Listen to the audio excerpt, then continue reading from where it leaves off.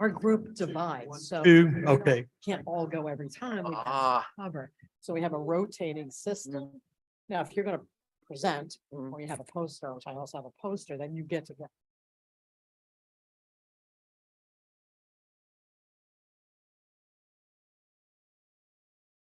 I have to tell you, Dave Henry somehow manages to go to all.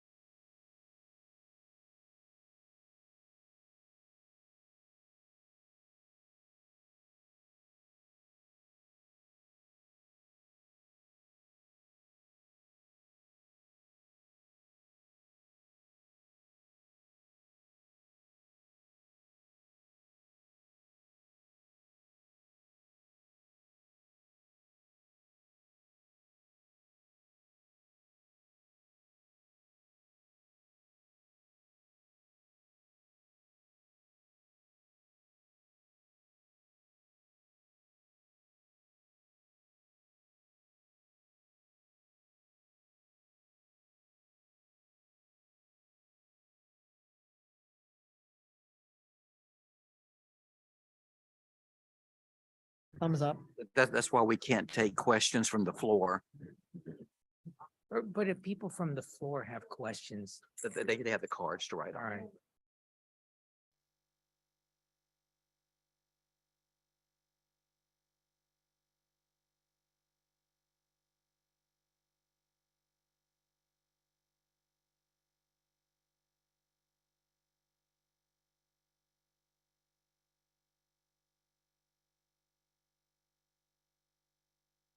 Good afternoon. Welcome to our symposium on navigating new terrain in chemotherapy-induced anemia, where we will explore the utility of IV iron in hematology oncology. I'm George Rogers. I'm a hematologist at the University of Utah in Salt Lake City, and I'll be moderating this session. As a housekeeping item, if everybody could be sure and turn off your devices, phones, etc. This is our disclaimer. I'm not going to read it. I'll just let it be up there for a few seconds.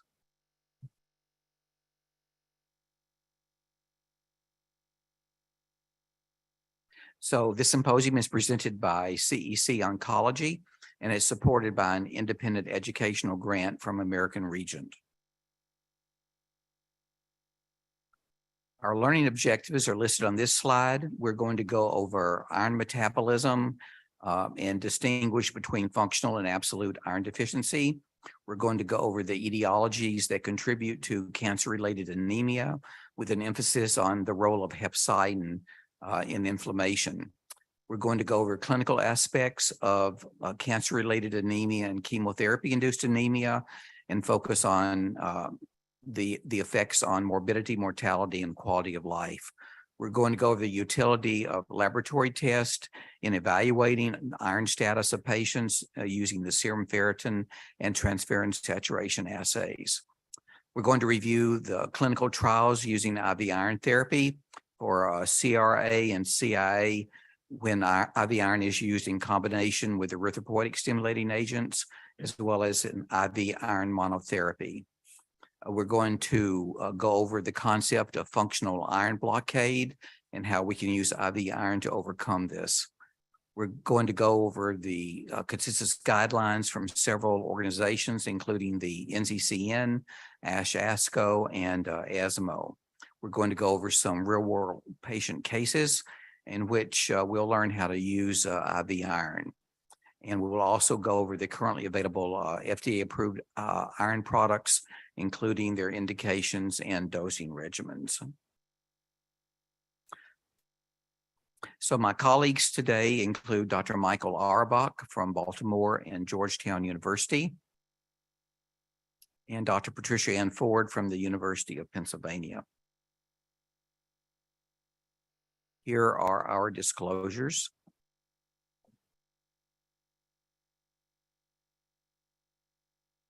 If you're interested in CME credit, you can get up to 3 credits by scanning the QR code on this slide, or it's also in your handout.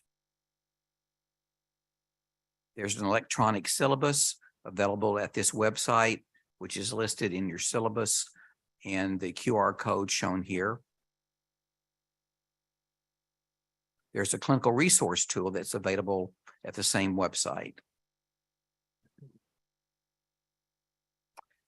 There are no microphones on the floor, so if you have questions, there will be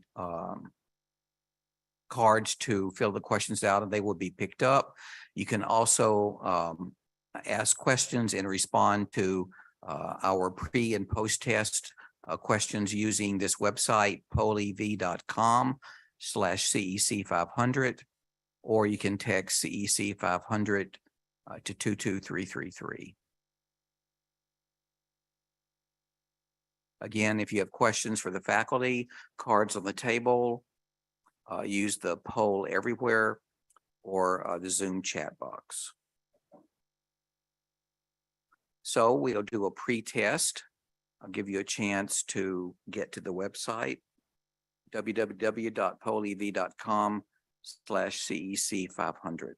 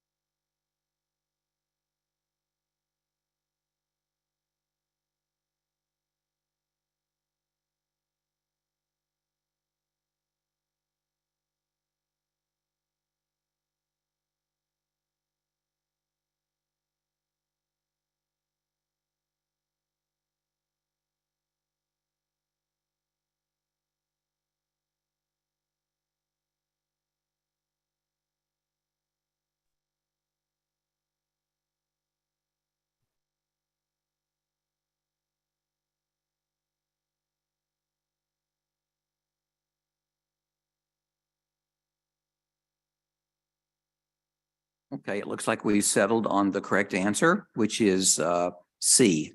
And again, this will be a theme of this symposium, is the concept of functional iron deficiency and how we can treat it.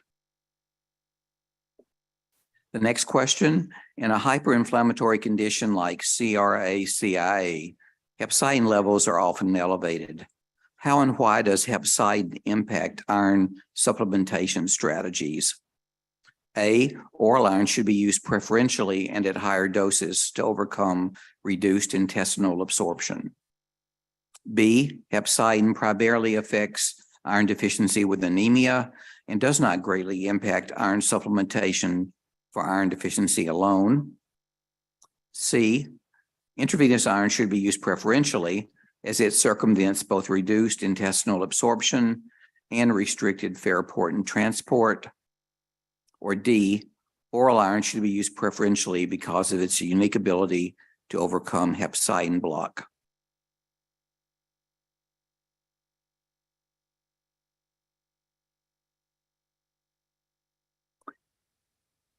Looks like we've settled in to the correct answer again, which is C. We'll go over the mechanism of functional iron deficiency, as I said, in a few minutes. The next question, there's a stigma about the risk of severe hypersensitivity reactions with IV iron. Fortunately, with the advent of next generation products, this concern is being ameliorated. With respect to IV iron safety, which of the following is true? A, any incidence of IV iron related hypersensitivity is a contraindication for future IV iron administration. B, nearly all IV iron hypersensitivity is minor, acute, and manageable, including Fishbane and CARPA reactions. CARPA stands for complement activation related pseudoallergy. C, all IV iron products require test dose before full administration. Or D, inferential surrogate studies are imperative to determine the relative safety of IV iron products.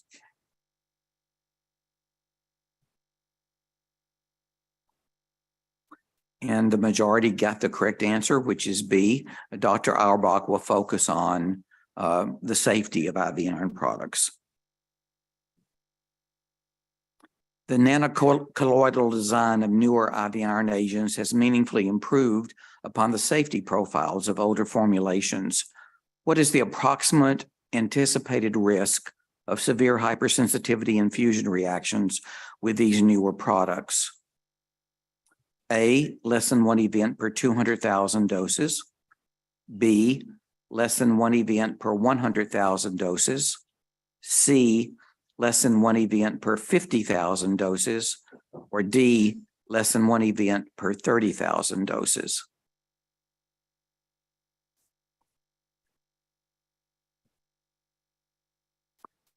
And the answer is A. And again, we'll focus on this in Dr. Auerbach's talk. Here's a case. BK is a 47-year-old female who was diagnosed with stage 3A breast cancer 3 years ago. She underwent radiation and chemotherapy at that time and was able to achieve remission within 6 months. She recently had a recurrence that was started back on chemotherapy. As of today, she is starting her 4th cycle.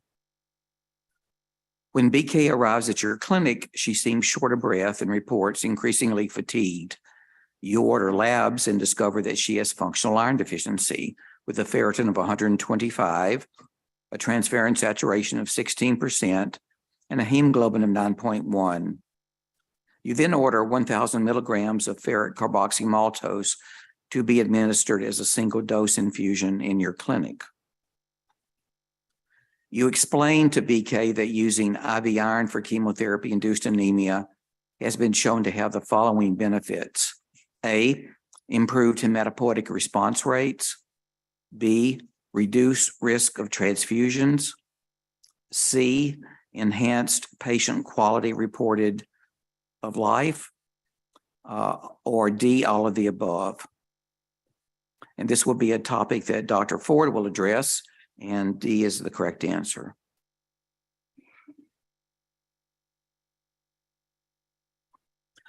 So let me begin my portion of the symposium. We'll talk about the pathophysiology and treatment principles of iron deficiency.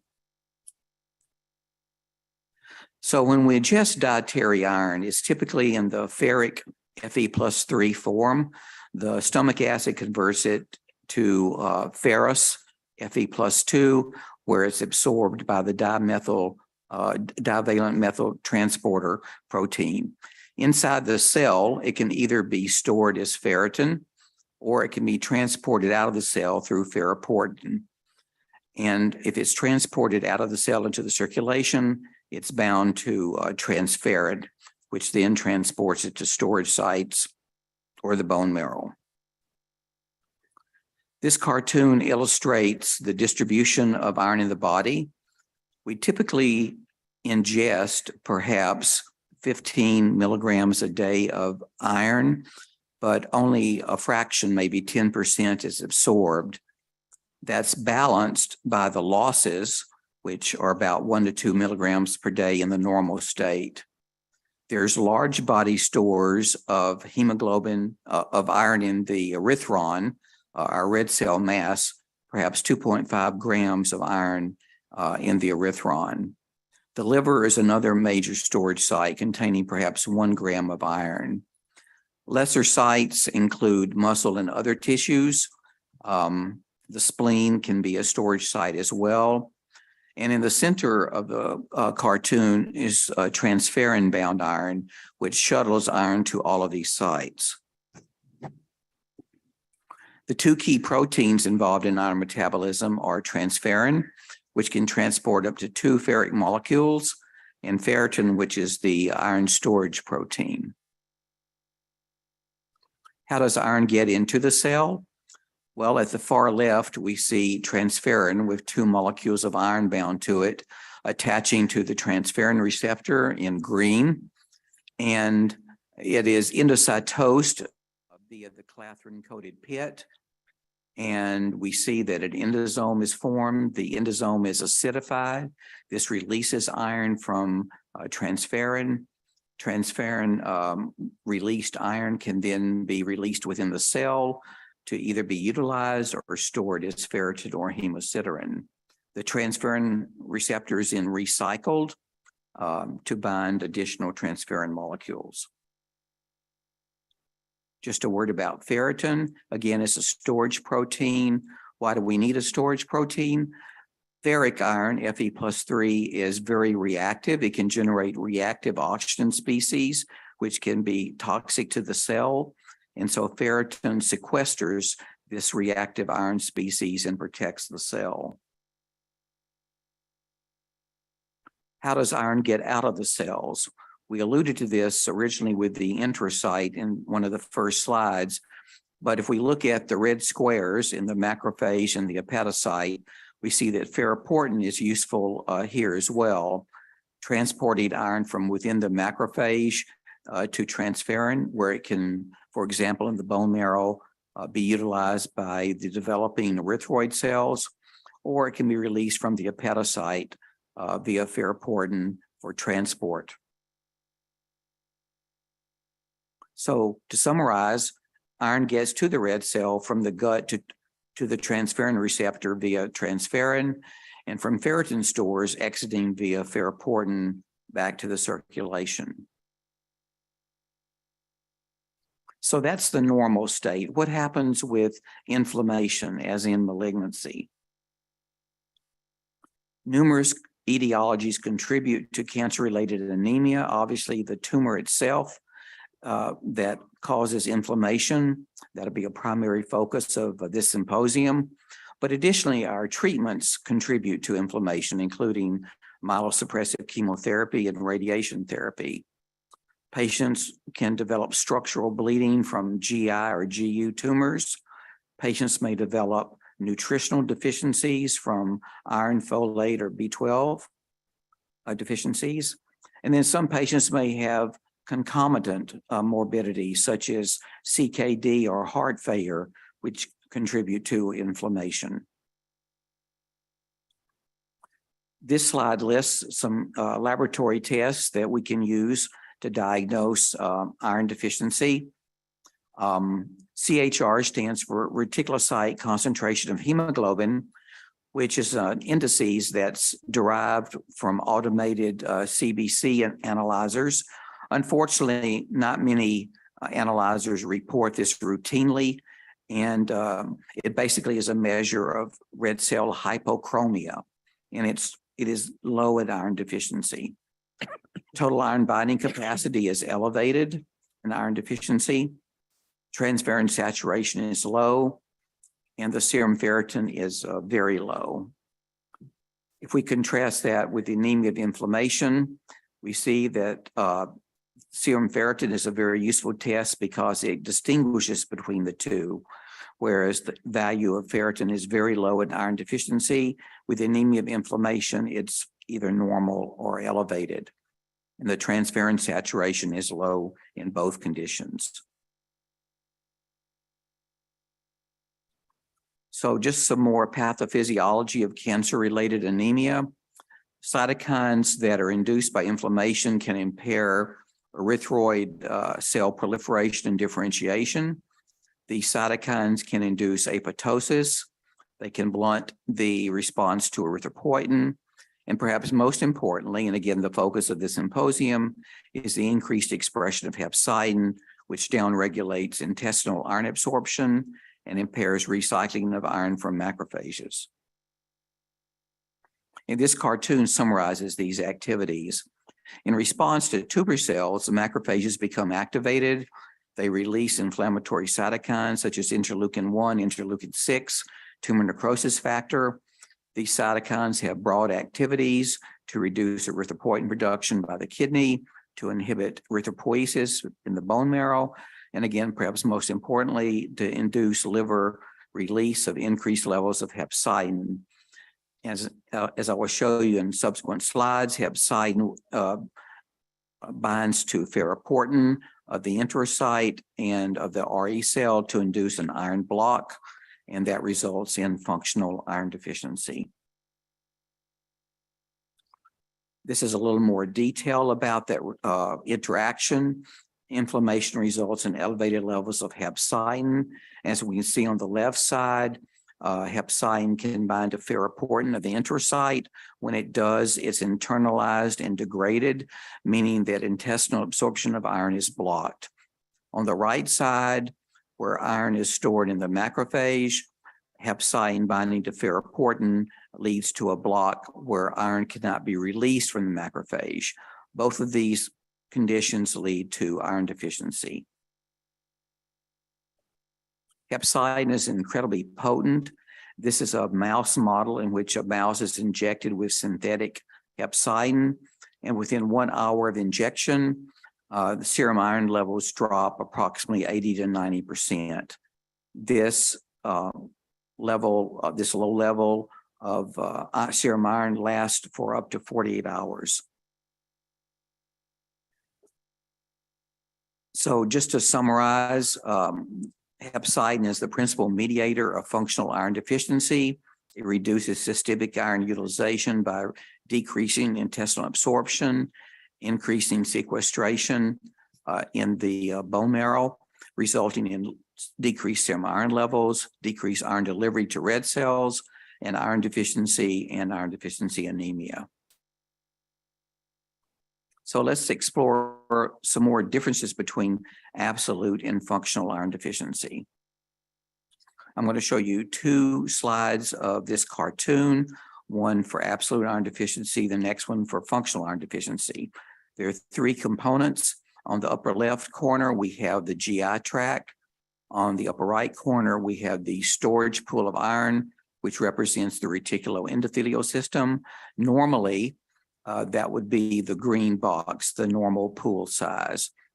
In the lower panel, we have the functional iron pool. That's iron in red cells, as well as non-erythroid tissue, such as skeletal muscle and cytochromes. And the normal pool size for that is the blue box. So if we go back to the stomach, the duodenal mucosa, with absolute iron deficiency, we could either have increased losses or reduced intake, or reduced absorption if there's a malabsorption, leading to decreased iron supply to transferrin. This leads to decreased supply to the storage pool, which reduces the green box to the size of the red box. And it also decreases the supply to the functional pool, as seen in the lower part of the slide. So in contrast to absolute iron deficiency, with functional iron deficiency, we have the key role of hepcidin, which reduces GI absorption, limiting the availability of iron for transferrin. We have the iron blockade in the storage pool, meaning that iron cannot be released to transferrin, and that means the storage pool either be normal or increased in size. And again, that leads to a decreased supply to the functional pool. So we can look at it a little bit differently if we look at the laboratory test with these phenomena. So on the far left hand of the slide, we have ferritin as a measure of storage iron, transferrin saturation as a measure of transport iron, and hemoglobin measuring the erythron iron. So normally the ferritin's around 100, the TSAT is around 35% or so, and we have a normal hemoglobin level.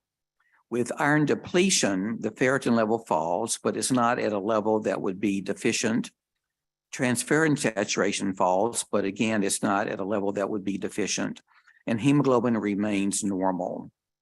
With absolute iron deficiency in the next panel, we see that ferritin is absolutely low, which leads to a limited availability of iron to saturate transferrin, and so our TSAT value is low, and that leads to anemia.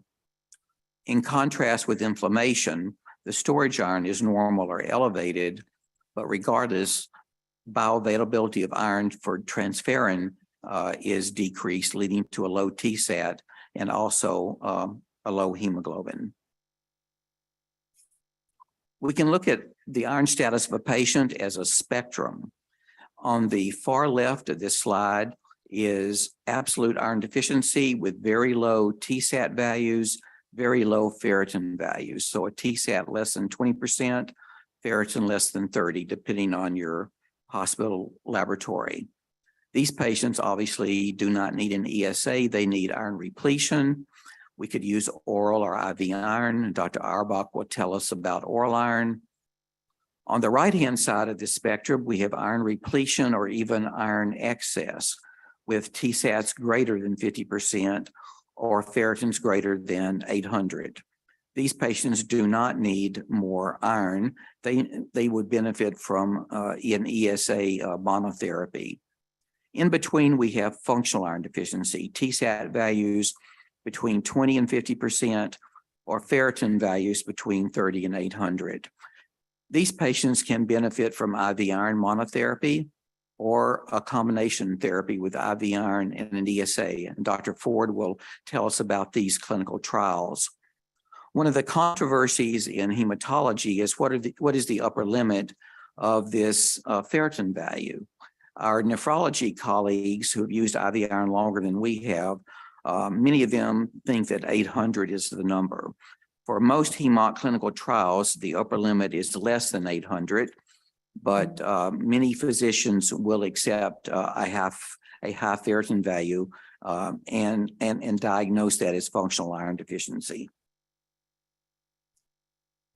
So in addition to cancer, many other conditions can cause inflammation and elevated hepcidin levels, and as a result be associated with functional iron deficiency, such as heart failure, chronic kidney disease, and autoimmune disease.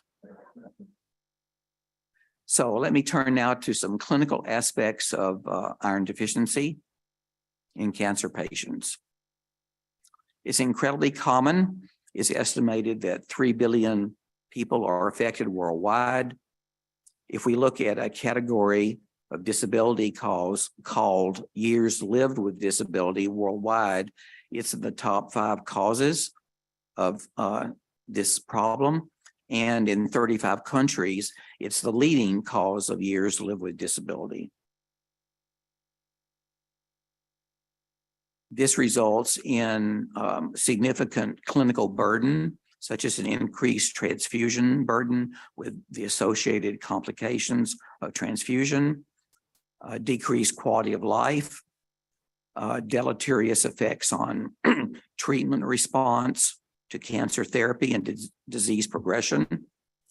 And many people may not be aware that anemia is an independent risk factor for increased cancer morbidity and mortality. The study listed by Caro at the bottom of the slide was a systematic review of 60 studies, and he found that cancer patients who had comorbid anemia had a 2/3 increased risk of mortality compared to patients without anemia. In terms of quality of life, this is a study from India using breast cancer patients, indicating in the center box breast cancer patients who were anemic versus non-anemic, looking at their quality of life scores. And you see that the anemic patients have a lower quality of life. The right-hand panel shows a direct correlation between quality of life scores and hemoglobin level. And this study found that for every 1 gram rise in hemoglobin, that was accompanied by a 3-unit increase in their quality of life score. Similar data was found by Jeff Crawford over 20 years ago. In this quality of life study, he found a direct correlation between hemoglobin level and quality of life, with optimum quality of life being associated with a hemoglobin level around 12. So we just want to focus on this slide with the concept that not only iron deficiency anemia needs to be treated, but patients who are iron deficient without anemia need to be treated.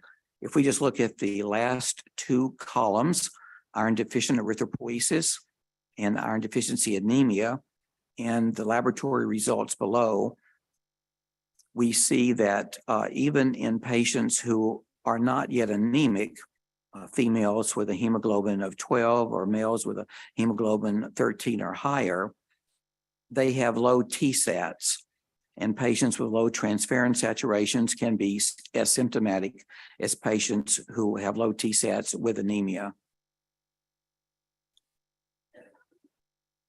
So cancer-related anemia is very common, occurs in over 1/3 of patients prior to initiating treatment. The prevalence of anemia correlates with disease stage. It influences survival, disease progression, treatment efficacy, and quality of life. And again, this is characterized by elevated hepcidin levels. Chemotherapy-induced anemia also is incredibly common, and estimates are that 67% of patients have chemotherapy-induced anemia. We're familiar with some of the symptoms of iron deficiency, such as pallor, fatigue, dyspnea, and headache. Other symptoms include hair loss, glossitis, restless leg syndrome, depression, mood alterations, skin or hair abnormalities, cognitive dysfunction, etc.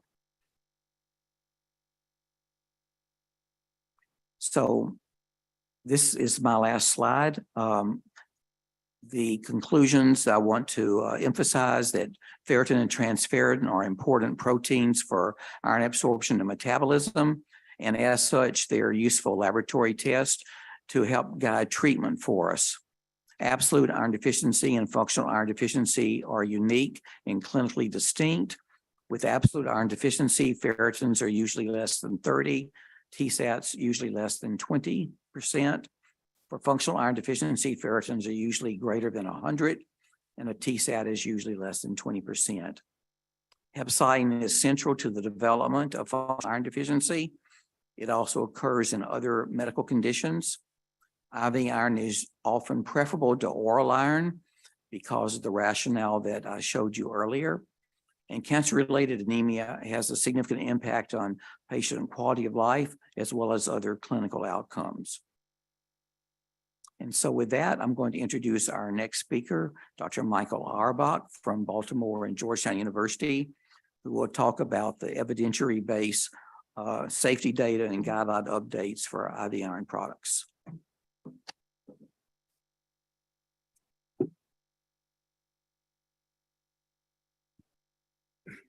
Good afternoon. Some of the things I'm going to tell you today are going to criticize methodologies for defining relative rates of adverse events among the different formulations, but I'll remind you over and over again why what I'm telling you is correct. You'll actually get to see it live. I've been working with IV iron for approximately 40 years. I think it's incredibly underutilized, and hopefully it will be frontline before long in heavy uterine bleeding after gastric bypass, in inflammatory bowel disease in the second and third trimesters of pregnancy, and in iron deficiency associated with the anemia of chronic kidney disease. So what we want to do is debunk the focus and stigma of danger with intravenous iron. You all learned it was dangerous. Everybody in this room and everybody listening remotely definitely learned that there was a significant risk of anaphylaxis with intravenous iron. And I'm going to try to show you that that is not only incorrect, but is clinically imprudent and harmful. Just think about how long we've been using oral iron. Sydenham first used it to treat the green sickness. He put cold filings in iron filings in cold wine. It was in the 1500s, and then was first described by Lang in 1687. Blaud renamed disorder chlorosis, and in 1832 started to use ferrous sulfate before anyone else. By the time the American Civil War came along, iron was being used to treat war wounds, and today it's the commonest micronutrient deficiency on the planet. Just try to think about these numbers, estimated to affect greater than 35% of the world's population and more than half of gravidas. An incredible unmet clinical need in today's medicine. It is 100 times more prevalent than all cancer combined. You saw the role it has in years lived with disability, the World Health Organization, economic and social morbidity, and it does not get its due. Centuries later, though often ineffective, the poorly tolerated, usually poorly tolerated, and often ineffective oral iron continues to be our front line in virtually every situation I described before. There are different toxicity profiles between oral and IV iron. Let's talk about what they are. More than 70% of people who take oral iron report either constipation or diarrhea, metallic taste, nausea, gastric cramping, or thick, green, tenacious stool. The degree of discomfiture is significant, and adherence is incredibly poor. Infusion reactions occur with intravenous iron, and they occur upwards of 1 to 3% of the time, depending on pre-existing risk factors, but they're harmless. And now, for the second time, I'm going to remind you that I'm going to show you. I'm going to show you what is the overwhelmingly most common cause of serious adverse events with intravenous iron, and I'm going to show you that it's specious. These infusion reactions, often referred to as CARPO, which Dr. Rogers told you the meaning of, again, complement activation related pseudo-allergy, is pressure in the chest, arthralgias or myalgias, headache or flushing. You're going to see one. Third time. Severe hypersensitivity occurs in less than 1 in 200,000, maybe even less than 1.25 million, but it has to include hypotension, wheezing, stridor, periorbital edema, or shock. The minor infusion reaction is not anaphylaxis. I'm not going to tell you today that oral iron doesn't work, or that it's always harmful, but the vast majority, severe hypersensitivity with intravenous iron, ostensibly caused by the iron, is due to inappropriate intervention for the infusion reaction that I just described in 1 to 3%. There are a number of currently available oral iron products. Most of them work. There has been no quality study comparing any of them to ferrous sulfate showing a superior outcome and less toxicity. I've heard good things about sucrosomial iron, ferric citrate, ferric maltol, but when it really comes down to brass tacks, none of them are better than ferrous sulfate. I'm going to show you some evidence today that we may have some hope with oral iron with a new paradigm for its administration. These data come from the labs of Dr. Michael Zimmerman in Switzerland. Here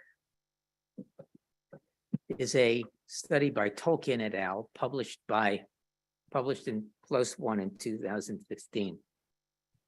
It's a quality meta-analysis of prospective studies of oral iron against placebo and intravenous iron. And what she showed, you can see that the gray boxes are all to the right of the unity bar, that 75% of people to whom oral iron is administered report significant gastrointestinal perturbation. Just don't forget, this is our frontline therapy.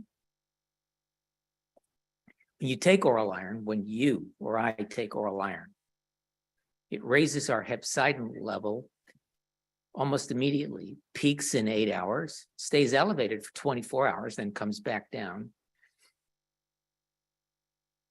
by 48. I'm sorry, it comes back down by 24 and it stays elevated at 16.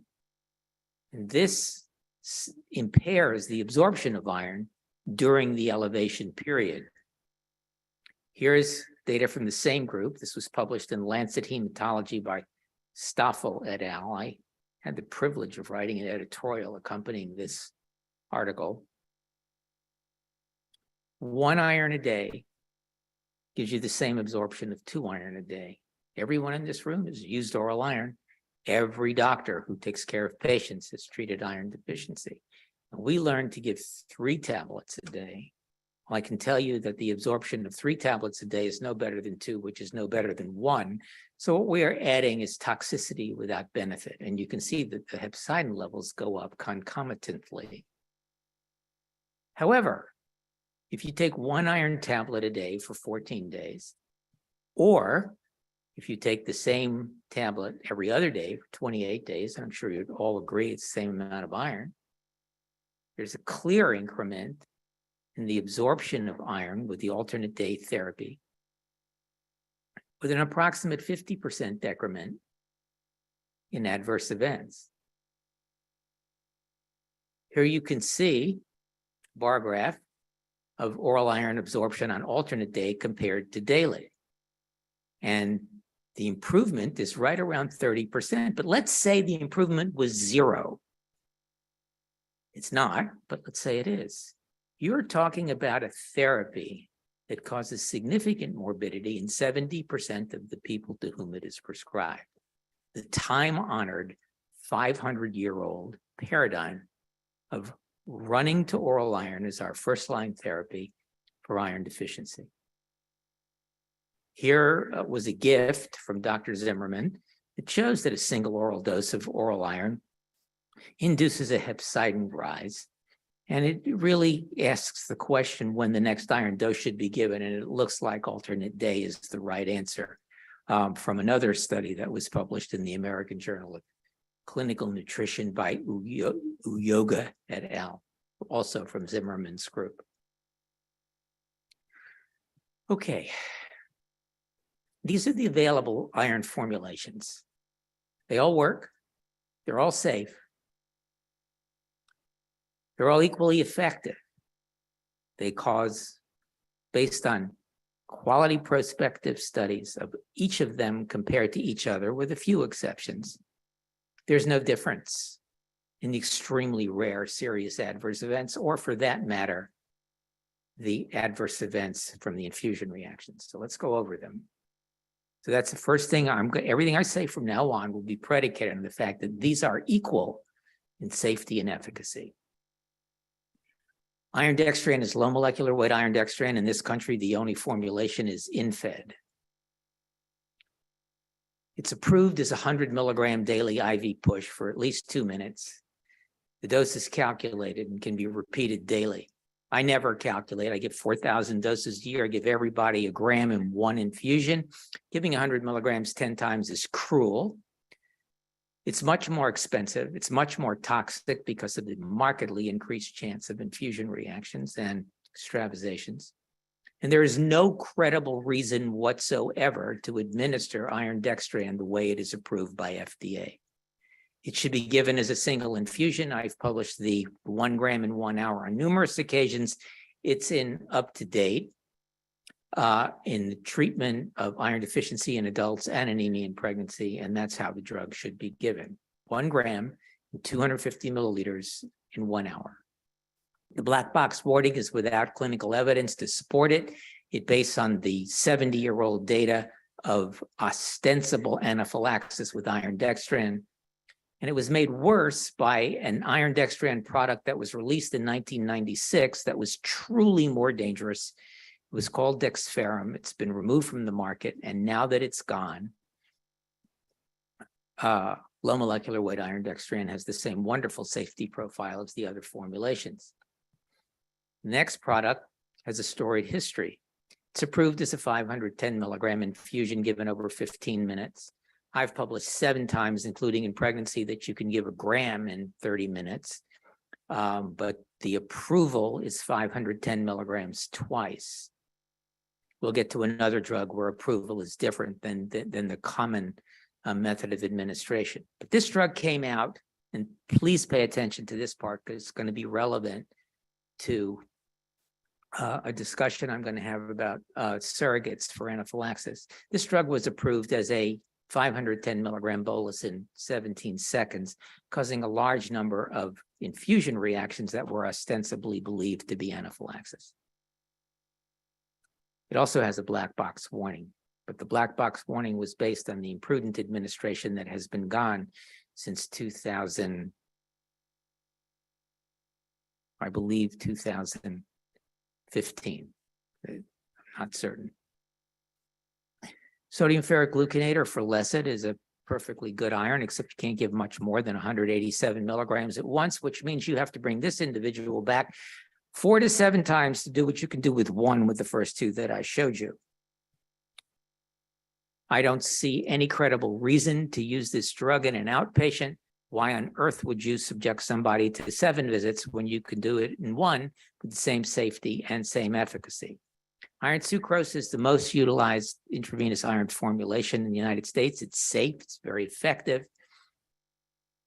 It's not less expensive than low molecular weight iron dextran, but it is less expensive than the other 3 that can be given in an hour, but not much, because it requires 4 visits to do what the others can do in 1. It's used in dialysis, where it certainly is reasonable to do because the dialysis patients come 3 times a week. But for an outpatient getting treated for iron deficiency, there is no credible reason to use this formulation either. Ferric carboxymaltose is a newer formulation. In Europe, it's routinely given as a gram. But in the United States, we have a 750 milligram vial, and it is the only vial. I'm hopeful that will change because a gram is the drug, is the dose that I think should be used. And this drug can be very safely administered in 15 to 20 minutes as a 1,000 milligram infusion or as 750 milligrams twice. I don't know if 1,500 milligrams once is safe. It probably is. The newest is ferric maltose. It's the only one that is approved for a total dose infusion, but the fact that it's approved doesn't make it any better at total dose infusion than any of the others.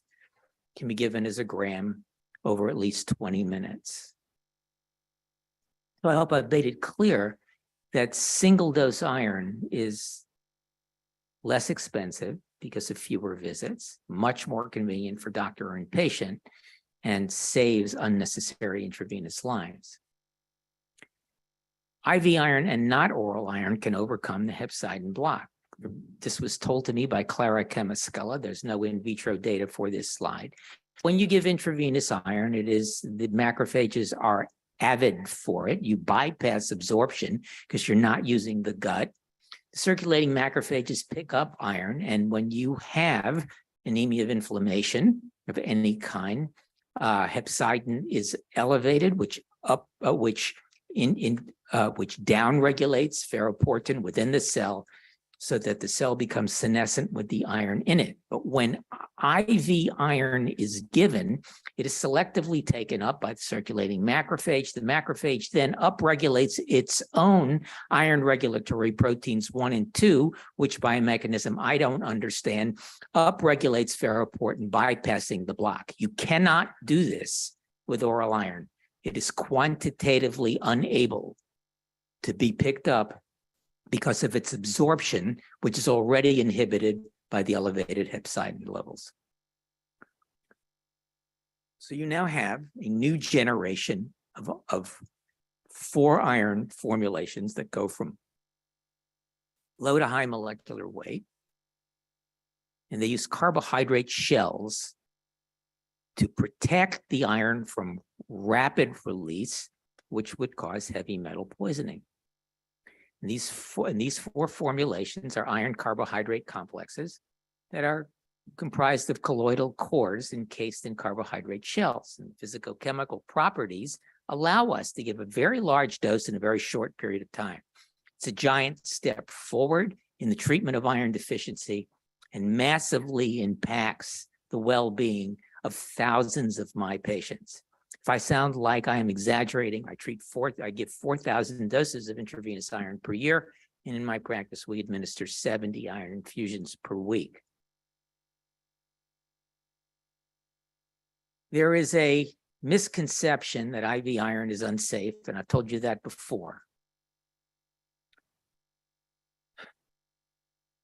Originally, severe reactions occurred, and we did not know that they were minor infusion reactions if they were severe. You just watch them instead of intervening because of the belief of anaphylaxis. And I'm going to show you this. It's the 4th time I've told you this. Newer formulations are not associated with that risk. Systematic reviews and meta-analyses have found that the risk for severe reactions with intravenous iron as a class is not greater than with placebo and lower than with penicillin. Here's a marvelous paper by Avni et al. Out of University of Tel Aviv from Anat Gafter-Gavili's group. And what you can see is that serious adverse events by indication, comparator, compound, system involved, or infusion reactions were not statistically significantly elevated compared to any comparator. So why is there so much tumult? I'm going to be very critical of 4 publications. There are a few others, but these are all made noise within the literature, and some recently. And I want to show you why using inferential surrogates is not only clinically imprudent, but potentially harmful and ill-considered. There are 4. Wang, published in JAMA, Durup, an experimental review of hematology, Trumbo in drug safety, and most recently, Dave in the Annals of Internal Medicine. Surrogates for anaphylaxis, but not necessarily anaphylaxis, were used. In the Wang paper, think about this, a retrospective new cohort study of IV iron recipients enrolled in US Medicare. That excludes over 90% of the individuals who received iron in the United States over the study period. The N was enormous. They concluded that anaphylaxis was more likely with iron dextran versus all non-dextran iron products combined. Now let's look at that. In their own supplemental material online, this information was made clear to me by Dr. Tom Delory, who has published extensively on this product. You can see here the data that Wang et al. Used, but they included the more dangerous high molecular weight iron dextran and were unable to distinguish between the two and unable to distinguish between inappropriate intervention for minor reactions that should not have been intervened for. If I can go back, you said it is the red button to go back. So let's talk about what I said about death.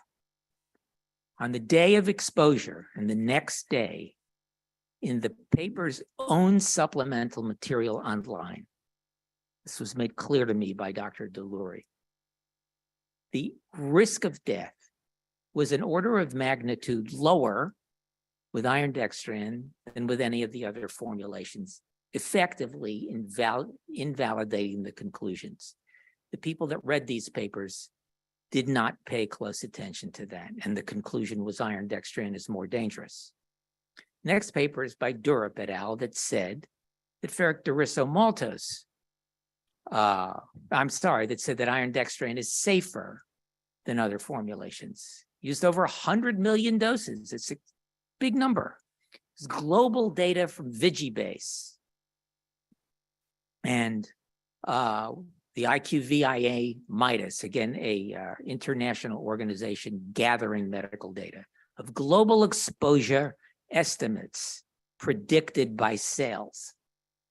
SAEs were identified by spontaneous reports to the World Health Organization database, a methodology specifically proscribed by FDA. And it was impossible to tell the nature of the reactions or whether SAEs were iatrogenic, which I'm going to show you. It's the fifth time I've told you that. I promise I will. Trumbo et al. Published in Drug Safety used spontaneous reporting of SAEs from 2014 to 2019, again, proscribed by FDA. Predicted data on FDA adverse event reporting systems with no objective way to tell if the SAEs were real or iatrogenic. Failed to reference a recently published meta-analysis of thousands of patients studied head-to-head, showing no difference whatsoever. And one published this year, in the Annals of Internal Medicine. I was shocked. They used Medicare coding. That means they missed over 90% of the people who got IV iron over the study period. They were absolutely unable to tell if their surrogates for anaphylaxis were real or inappropriately intervened for. They used methodological flaws, including evaluating one agent, which I showed you before, while being administered by a now proscribed method, which was a 17-second bolus, misrepresenting real-world safety profiles. But what I'm going to show you now is staggering. 37 world-renowned key opinion leaders wrote to the Annals of Internal Medicine asking her to retract the seriously flawed study. Here they are. I'm not going to name them all, but let me tell you, this includes the chief of nephrology at Stanford and Duke, professor of medicine and pediatrics at Oregon Health Sciences, professor of neurology at Hopkins, the world-renowned Günter Weiss, who just wrote a marvelous paper in Blood on the role of iron in inflammation. Both other members of this panel, Sue Pavord, who wrote the guidelines for the management of anemia in pregnancy in the United Kingdom, and the incredibly prolific and brilliant, frankly, Sant Ryan Patricia from Australia, who was published recently on the importance of treating iron deficiency with papers published in the New England Journal of Medicine, Lancet, and Lancet Global Medicine. I think that's a fair number of people to highlight. 37. The editor said, write a letter, which we did. Henny Alsam-Carey from Harvard was the first author. I co-authored it. And the authors of the Dave paper had the last word. I'm going to show you, it's the sixth time I told you, why Such methodology is imprudent, does no one any good, and can cause clinical harm.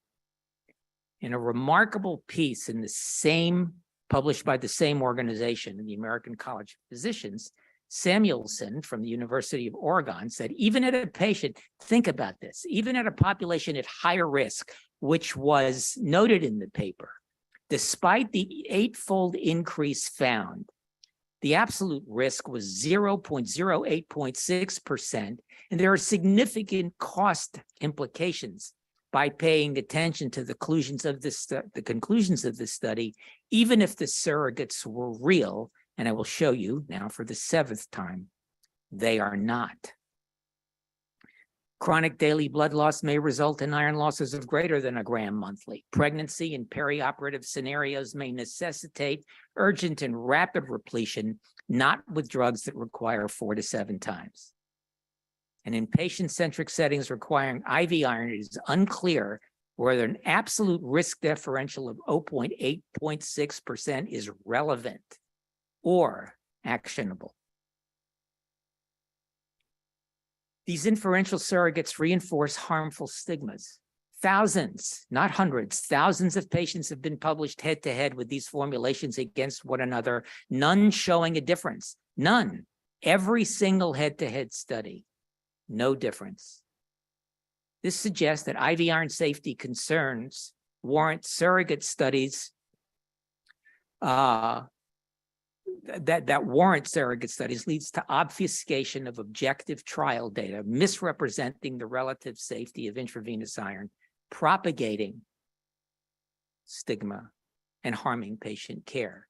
Head-to-head studies are the only credible way to make conclusions about relative safety of IV iron, but given the overwhelming preponderance of objective data supporting the safety of IV iron as a pharmacologic class, these studies are not warranted, because they're not going to come up with useful information at the tiny, tiny levels of serious adverse events that actually occur. In a marvelous paper just published in JAMA Open Network, Arastu et al., again from Tom DeLaury's group at Oregon Health Sciences, it actually examined real events.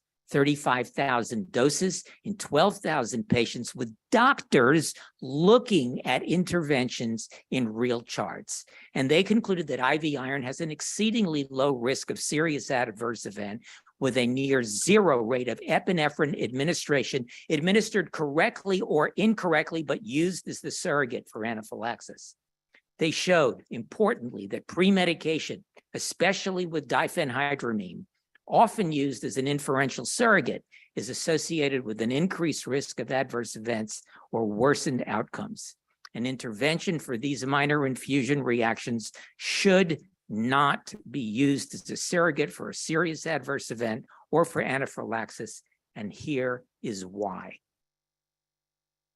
Don't start this just yet. This incredible video, which I've wanted for years and years, was paid for by a clinical trial we are doing in India, where we will treat 4,000 women with oral or intravenous iron and screen 19,000. We are halfway done. Richard Durman, the Dean of Global Affairs at Thomas Jefferson University, is the study chair, and I was supposed to go to India to teach the doctors and nurses how to administer IV iron. This was a professional video paid for by the study that basically showed the technique. You're looking at the backside of my infusion center, which is 7,200 square feet and has 14 chairs and offices for my partner and nurse practitioner, along with the nurses and medical assistants and front office staff. If I press a button, I hope it starts the video. If not, we'll start it and then I'm going to stop it, which I hope I can do. This is not the beginning of the video. What you're seeing is just standard administration of IV iron. Here is what I want to show you. This is a 19-year-old woman who has iron deficiency due to heavy uterine bleeding, the commonest cause worldwide. She had none of the risk factors, such as multiple drug allergies or asthma, to have us pre-medicate with methylprednisolone and ranitidine or famotidine, which we empirically do based on the data my data from a prospective double-blind study against normal saline that showed a reduction in the arthralgias and myalgias that occur the next day. As we do with every iron formulation, irrespective of the formulation, we start slowly and we observe the patient. This is 1,020 milligrams and 250 milliliters of normal saline going at a rate to infuse in a half an hour after the original few milliliters are given. Has this stopped? Let me, can we get it going? Just start it. That's fine. Get back to where we are. Okay.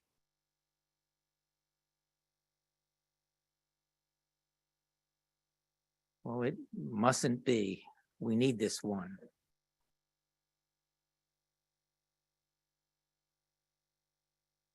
This is the highlight.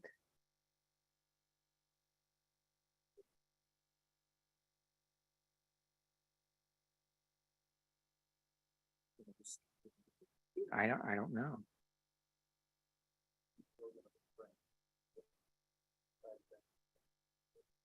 Can we go backwards and then?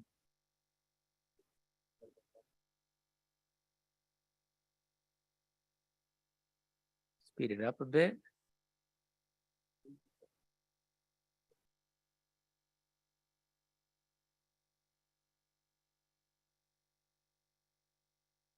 Okay, it's going in slowly. Please tell me it's not going to stop.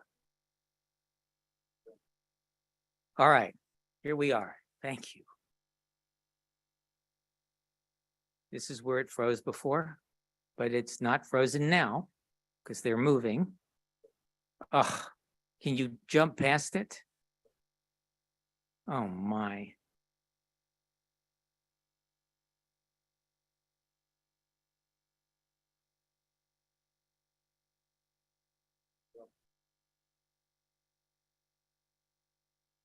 Is there a solution? All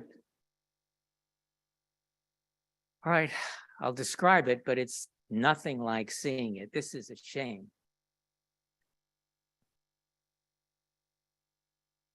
What you would see,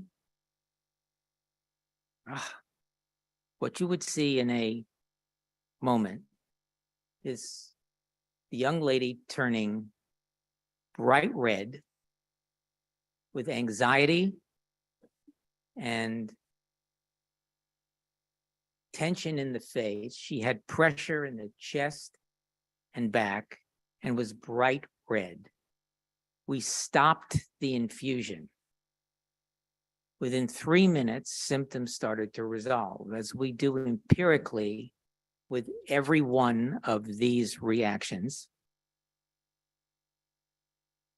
We administered famotidine and methylprednisolone, not epinephrine. Within 3 to 4 minutes, all of the symptoms resolved. Now imagine you did what takes place 99% of the time around the United States. Imagine you gave this woman epinephrine, which is a surrogate for anaphylaxis. Imagine that you administered Benadryl with the epinephrine or both, a surrogate for anaphylaxis. And after you did that, imagine that there would be enormous tachycardia, chest pain, ischemia, hypotension, somnolence, and diaphoresis. What would you say? You would immediately conclude the intravenous iron caused anaphylaxis. And the anaphylaxis would then be blamed on the intravenous iron when in effect it is due to the inappropriate intervention. This is what all of those studies captured. The inappropriate intervention for this reaction, which I am so disappointed you could not see. And if you can figure this out before the end of the talk, we can go back and do it. I have no idea why this occurred. It's never happened before. Okay. Here's the take-home message. Oh, by the way, I forgot the moral of the story. When there was complete recovery of the reaction, and after we administered the methylprednisolone and famotidine, the entire dose of the formulation that caused that reaction was administered. And every one of the available iron formulations in the United States caused that reaction. All IV medications have the potential to cause severe hypersensitivity reactions, but such reactions with IV iron are extremely rare, and even more so with the newer formulations of low molecular weight iron dextran, ferromoxetol, ferric carboxymaltose, and ferric dirisommaltose. The gross misperceptions surrounding the management of minor acute reactions to IV iron, such as the reaction that I tried to show you, which is also most commonly known as the Fishbane reaction or CARPA-mediated pseudoallergy. An intervention for that minor reaction, which abates and leaves no residua 100% of the time, is what fuels the folklore of danger with IV iron. Oral iron efficacy and tolerability are limited for many patients. IV iron is substantially more effective in virtually every area studied than oral iron for iron deficiency anemia, anemia of inflammation of chronic disease, due to the capacity for overcoming functional iron block by hepcidin. Newer IV formulations are available as total dose infusions, obviating the multiple visits, decreasing infusion reactions, and improving patient adherence. Systemic reviews, meta-analyses, and objective trial data confirm that severe reactions are extremely rare and occurring less than 1 in 200,000 doses.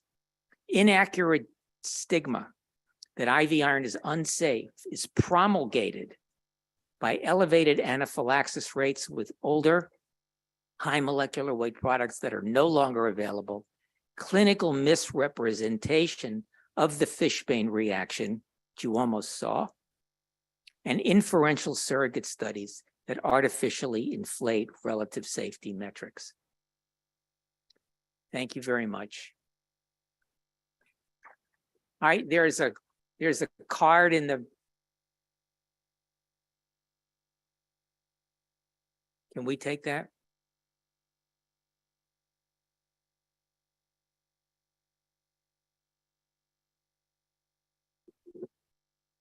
You.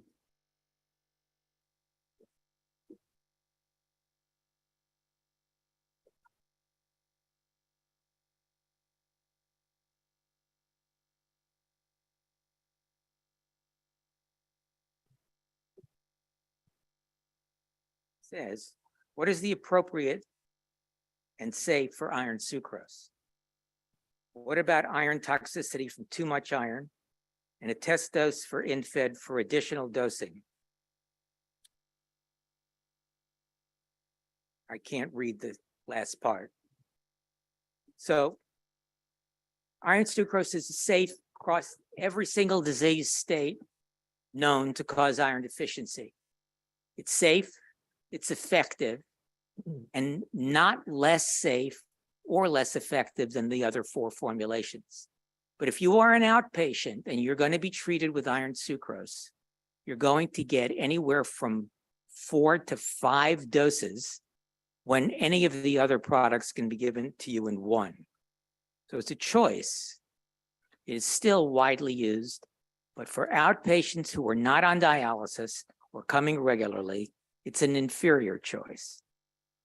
What about iron toxicity from too much iron? Well, you really have to go out of your way to do that with IV iron, because if the TSAT is low or the ferritin is low, you would have to literally try to harm somebody with intravenous iron worrying about too much. So if you calculate a dose to be 750, I give everybody a gram, but more than a gram has not been shown to be better in head-to-head studies. If you calculate the dose to be 750 milligrams and you give a gram instead, there is zero possibility you will do a molecule of harm. The test dose for InFed is in the package insert. you're supposed to do it. But we really do a test dose with every single iron we administer by administering it slowly. There is no clinical data to support the test dose with Evide. It goes back 70 years. And I'm sorry. Oh, wait, no one, this is just your name. Excuse me. These are all very good questions. I thought that was part of the question. So I've answered this. And if there are more questions, I will answer them later. Okay? Thank you. Thank you. Our next speaker will be Dr. Patricia Ford from the University of Pennsylvania.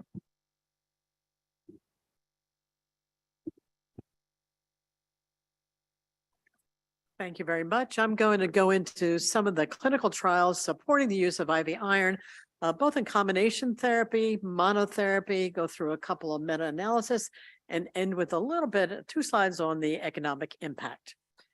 So just to review a little bit for CRA, cancer-related anemia, as we've been through, it's the anemia chronic disease or inflammation. It's actually the second most prevalent anemia, especially common in malignancies. Prevalence just in cancer alone, 40%. And then once we start treatment, upwards to 75 to 90% of patients on chemotherapy, 90% with myelodysplastic syndrome.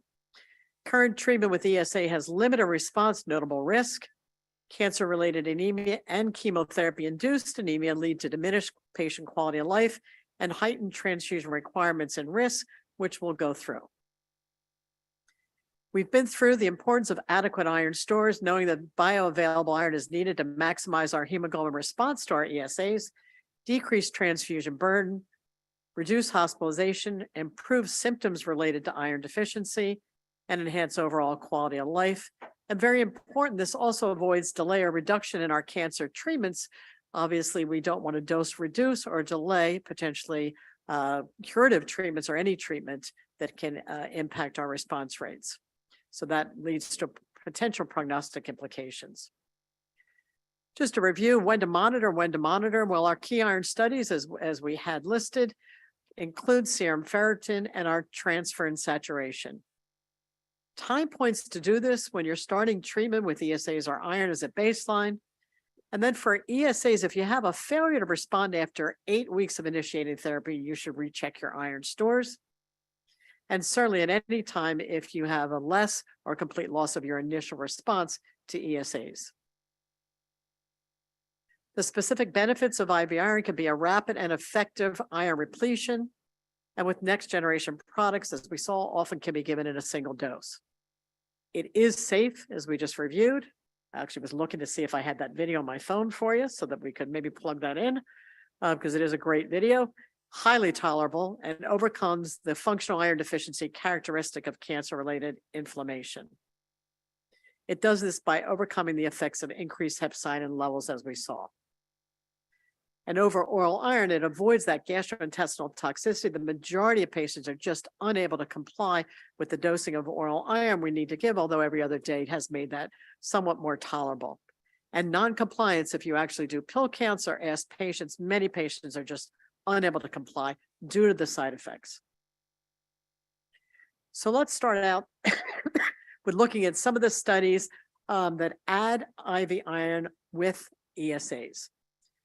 So if you look on your left, you see here the number of studies that we have here, and we're going to focus on 3 out of these listed studies. We're actually going to pick out 2 of the larger ones that had positive outcomes, but I will also present thirdly, the Steedsma study, which had a negative, or you can see over to the right, the results there, negative results. So we'll do those 3. So let's start with Dr. Auerbach's study with intravenous iron optimizing response to recombinant human erythropoietin in cancer patients with chemotherapy-related anemia, a multi-center, open-label, randomized study looking at approximately 157 patients, starting with hemoglobins under 10.5, serum ferritins under 450, or under 675 with a low transferrin saturation under 19%. And they did receive erythropoietin at 40,000 units, 1 weekly.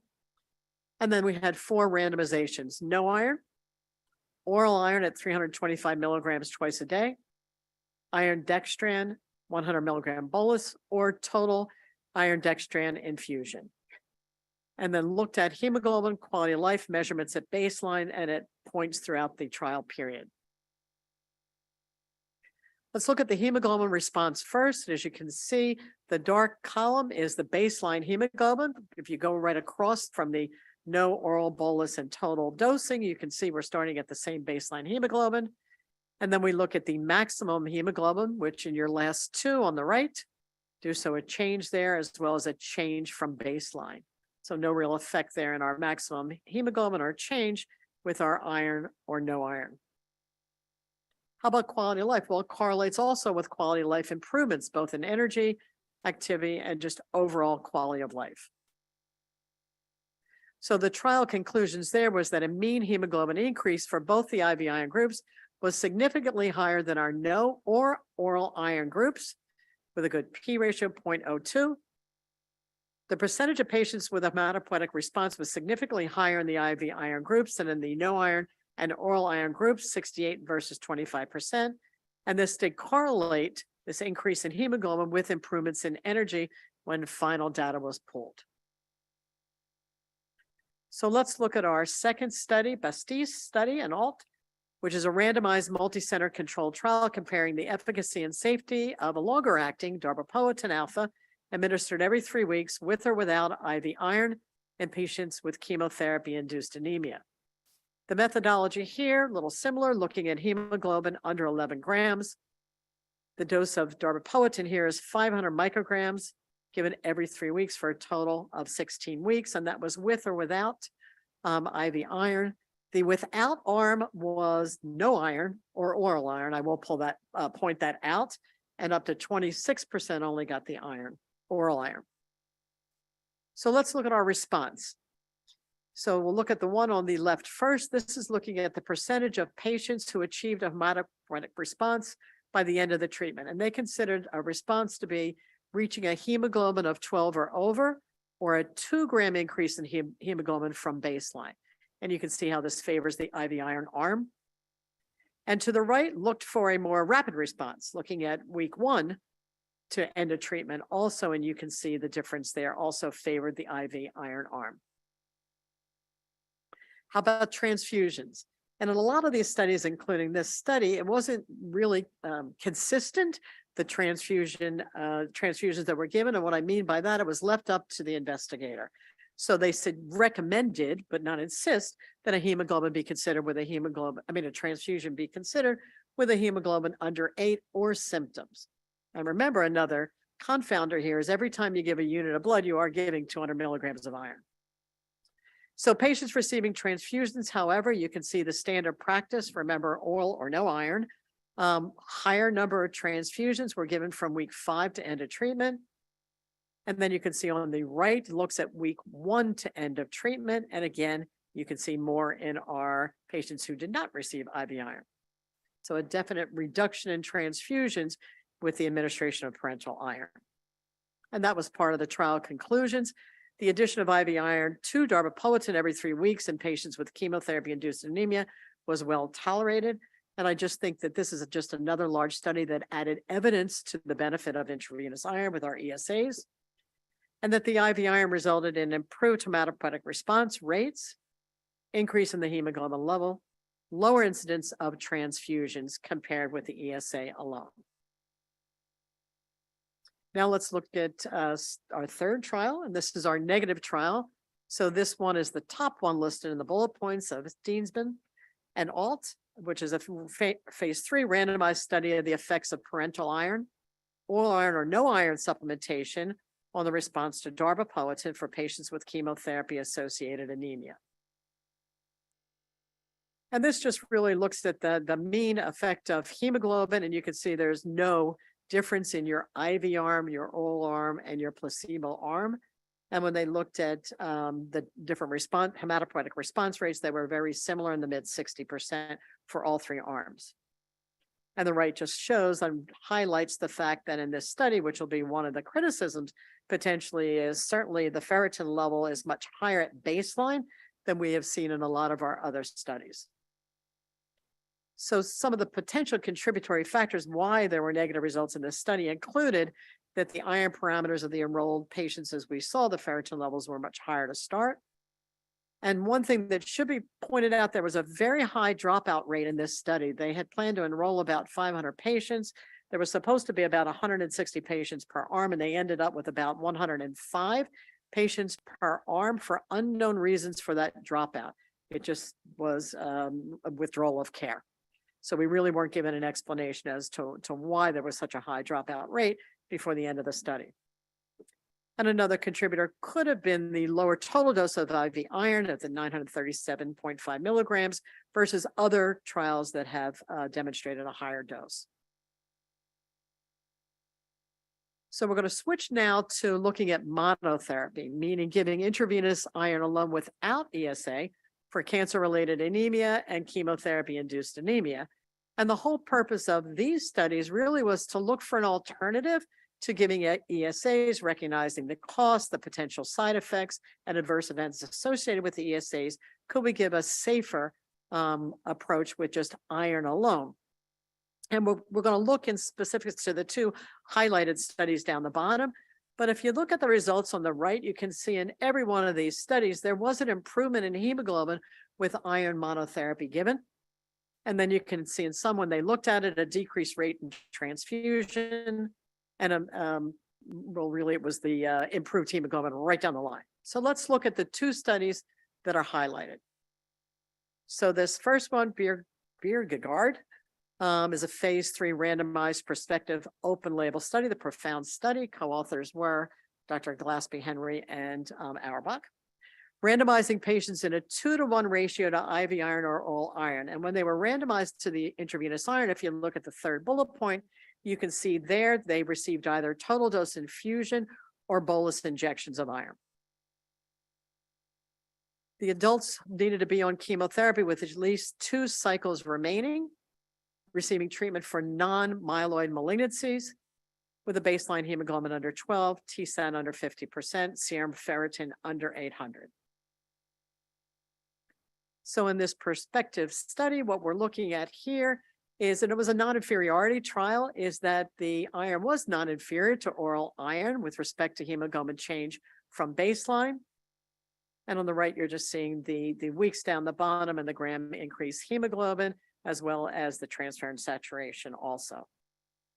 So the parental iron was superior to first sulfate, however, in time to hemoglobin response, and superior to week 1 overall, not inferior to the oral iron. And there was also noted to be a significant decrease in patient mean fatigue scores at week 12 with parental iron. And the IV iron here was substantially better tolerated than the ferrous sulfate. So again, highlighting, I think, one of the challenges we have in trying to convince physicians to use more parental iron is their unwarranted fear of adverse infusion reactions. The next study is the IRON-CLAD study, a phase 3 double-blind placebo-controlled. Patients here randomized to FCM or placebo, having to have over at least 4 weeks of chemotherapy remaining. Again, excluding patients with myeloid malignancies. And in here, these patients are randomized to receive 2 15 milligram per kilogram infusions 7 days apart, up to a maximum of 750 milligrams per dose. This just looks a little bit more at the treatment groups and seeing how they did compare rather both of the sides there with patients that discontinued, virtually the same number. Those with adverse events were very low numbers here. And then down the bottom, you can see those that completed the study, very similar in our initial 244 patient population. This looks at things might be a little the opposite of the way that we usually look at things, meaning their primary objective was to look at the decrease in hemoglobin over or less than 0.5 grams. So they did not want you, obviously, to have a hemoglobin that went lower than where you started at baseline. So here with your placebo line on the top, that's because there were a larger proportion of patients that experienced that decrease in hemoglobin. So a little different than the way we're used to looking at things. This is looking at something you do not want to happen, a negative thing, a decrease in hemoglobin. So essentially in the IRON-CLAD study, a higher percentage of patients maintained a hemoglobin level within 0.5 grams of their baseline in the FCMR versus placebo, 50 versus 35%. And I think we have a patient case study coming up, which will again kind of highlight how important this is to maintain where you start with your hemoglobin as you're treating patients with chemotherapy and radiation therapy. Also, there was a patient population with a hemoglobin under 9.9 that had a mean change in hemoglobin from week 3 to week 18 was higher with FCM. And why I find that particular bullet point of interest is think about somewhere around a hemoglobin of 10 is where you're starting on treatment-related anemia to think about potentially starting an ESA. So that hemoglobin around 10 would be a time where you might be strongly considering starting an ESA. And here they were giving iron only. The percentage of patients who had an over 1 gram hemoglobin increase from baseline was higher with parental iron and substantially faster also, median time of 43 days versus 85. So in conclusion, monotherapy here was felt to be an effective and well-tolerated treatment option for CIA in patients with non-myeloid neoplasms. This little break slide just gives you an idea of IV iron and what some planned clinical trials are in the future. If you look at those that are recruiting, you can see the different iron preparations in looking at patients with ovarian cancer, GI malignancy, and also one that's looking at chronic kidney disease, heart failure, inflammatory bowel disease, and cancer, and elective surgery. And not yet recruiting down below also different iron compounds, looking at non-anemic iron deficient patients, preoperative correction of anemia, which I do a lot of, caring for Jehovah's Witnesses and getting them ready for big blood loss procedures. Iron infusion on chemotherapy-induced anemia, looking again at gastric cancer, preoperative administration. So now let's switch a little bit to look at some of the meta-analysis, the systematic reviews and meta-analysis on cancer-related anemia, CIA, and the use of IV iron in clinical trials. There are 3 that are very well done, all had positive, you'll see, and we're going to go through each one of these pretty quickly, mostly focusing on the forest plots of these 3 studies. So we'll start with the first, and we're looking at the addition of iron to ESAs in cancer patient and a meta-analysis. So our first one by Petrelli et al. Looked at 8 trials. The trial arms included ESA with parental iron, oral iron or no iron, having key endpoints of hematopoietic response and time to response, the number of transfusions, as well as toxicity. Large number of patients, over 1,600 from those 8 clinical trials were available for evaluation. And the RR of obtaining a hematopoietic response was 1.29 with parental iron over oral iron. Also with a reduction in transfusions with the parental iron versus no iron arms. And the time to reach response was 1 month shorter with IV iron and no increased toxicity associated. And then here's your forest plot here to look at, all the studies listed. And then you can see it's divided in parental iron versus no iron, oral iron versus no iron, and certainly favors parental iron in this first of the 3. So the benefits of IV iron, reducing risk of transfusions by 23% versus ESAs alone, having a chance of a significant hematopoietic response by 29% versus ESAs alone. Oral iron did not, in this analysis, increase hematopoietic response or transfusion rate decrease, and that was statistically significant versus ESAs alone. So again, as we've seen throughout our single studies and now our meta-analysis, we're looking at improvement in ESA response, reduction in transfusion burden, and improved quality of life. The second systematic review and meta-analysis, looking at 11 trials, randomized about the same, having a total of about over 1,600 patients, IV iron versus oral iron versus no iron, same theme here. And the aggregate data here again supports the increase in response rate, decreased transfusion, and no increased risk for adverse events. And then here's your forest plot here, opposite. On the left, you can see favoring the IV iron arm. This just looks at hematopoietic response rates. Also were found to be directly correlated with your total amount of IV iron dose. Now let's look at our last of these 3 of the meta-analysis and reviews.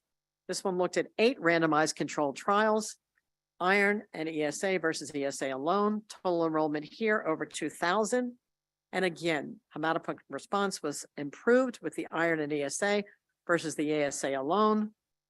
This benefit in this analysis was unique to IV iron, not to oral iron.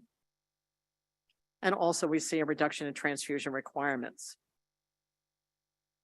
And our forest plot here, again on the right, favoring ESA and iron. So our expert guidelines. So what do we have to support? What has changed actually in some of our guidelines and NCCN, ASCO, ASH, and ESMO? Well, I want to highlight in each one of these what the changes have been as more and more data comes out supporting the use and benefit of IV iron. So let's start with NCCN guidelines. And here they look at iron status when you're considering the use or the treatment of CRA and CIA.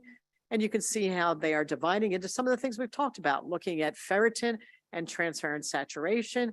And you can see all of these are considerations for IV iron supplementation, except for the last one. If you have a ferritin level over 800 or TSAT over or equal to 50%. So that is a change here, supporting the use of intravenous iron with those levels of iron data. So although IV iron is preferred, IV or oral iron monotherapy are recommended in our guidelines. Although oral iron has been used more commonly, IV iron has superior efficacy, as we've demonstrated. And many patients will just not respond for all the functional iron deficiency reasons that we discussed, or are intolerant, or may require higher iron doses that can ever be achieved with oral iron. So the panel recommend that IV iron be useful in almost all those clinical situations, and other than the last one where you had no evidence for any absolute or functional iron deficiency. How about ASCO and ASH clinical practice guideline updates? So just they had reviewed 15 meta-analysis, randomized clinical trials, an expert panel, aggregated all the data there, published between 2010 to 2018, and there were some consensus recommendations that were changed. So the totality of evidence of adding iron supplementation to ESA therapy, they recognized improves hematopoietic response, reduces the likelihood of red cell transfusions. Iron replacement can be used to improve your hemoglobin response and reduce your transfusion need for patients receiving ESA with or without iron deficiency. This includes the use of biosimilar products. And the notable exception here is select patients with myelodysplastic syndrome who should not be offered ESAs, or in those cancer patients in whom are guidelines such as those with curative cancers, we should not use. And they certainly do say that red cell transfusion is still listed as an option when you need an immediate restoration of anemia because of hypoxia. So let's go to ESMO. Consensus recommendations here in relation to iron. They do have baseline and periodic monitoring of TSAT, serum ferritin, serum iron, which was an excellent one of our questions, and C-reactive protein. Certainly the focus should be on the ferritin, the TSAT. And then here highlight the fact that intravenous iron supplementation leads to a higher hemoglobin increment in comparison with oral or no iron. And again, comment on the reduction that will be seen in transfusion support. So who should receive iron supplementation? Here they base things mostly on hemoglobin levels, saying hemoglobin under 11, or when you need a 2-gram increase receiving chemotherapy. Certainly if you have absolute iron deficiency with ferritins under 100, if ESA therapy is employed, iron supplementation, so you don't get iron-restricted erythropoiesis, should be strongly considered and administered. And who should receive IV iron without concomitant ESA, so monotherapy? We can consider that for patients who have functional iron deficiency. What is the appropriate dosing of IV iron? And here their recommendation is 1,000 milligrams at a single dose or multiple doses per label. And if you look at the ESMO update again, compared to NCCN, they're really kind of breaking this down into hemoglobin 10 to 11, 8 to 10, under 7 to 8, where if you need a rapid hemoglobin increase, one should still consider red cell transfusions. But of course, in their guidelines, there's a workup of other causes of anemia, such as nutritional deficiency or other reasons, hemolysis, ongoing blood loss, And then they go on to say intravenous iron would absolutely be appropriate for functional iron deficiency and absolute iron deficiency.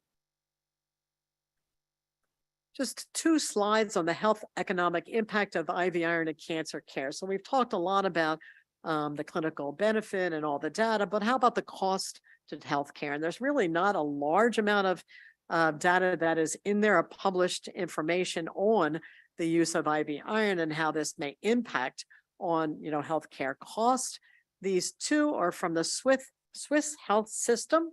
The first one is looking at, doesn't matter what type of iron you use. So this was really looking at the difference between FCM versus iron sucrose. And what they found here was that it was cheaper for FCM. So there was a cost saving here. And they estimated that cost savings could be quite significant, upwards to 42% in each one of these treatment, in each patient for their treatment cycle.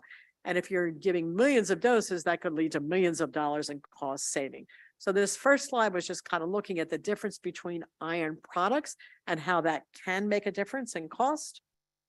And this one here looks at just in general, what is the cost or economics behind adding intravenous iron to ESAs. And if you think about how costly the ESAs are and how much cheaper IV iron here is, if you can add IV iron and then you reduce or if you decrease or eliminate the amount of ESA that you need, that's going to relate to your cost reduction. So essentially, I know this is in euros, but you get the idea here. They're saying, hey, your additional, in the second bullet point, additional cost of IV iron here for the different products is relatively low. And if you could have a 24% increase in the proportion of responders on ESAs, then you can decrease the amount of ESAs. And you can see that cost effectiveness ratio down the bottom. Again, this could lead to millions of dollars. So we don't have a lot of data that's come out of the United States, but I would imagine if they looked at this, it would be similar. But again, looking at the cost reduction that could occur by the addition of parental iron, by the ability to then reduce the amount of ESA that is needed.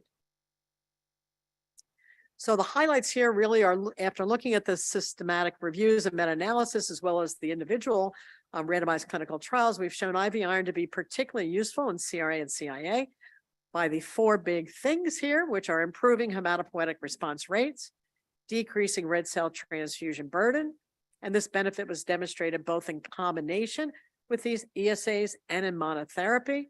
It outperformed oral iron and no iron and all key efficacy endpoints without significantly increasing the risk for adverse events. And in many cases, we also showed it an increase in quality of life scores.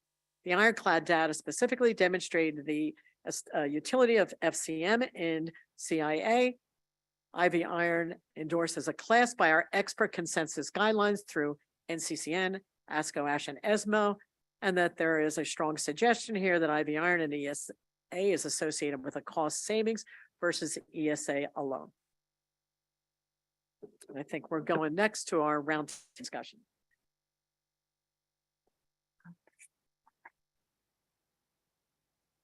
Thank you, Dr. Ford. So let's go over a few cases to illustrate the points made by the faculty. So in case 1, this is AG, a 52-year-old female receiving chemotherapy for stage 3 cervical cancer.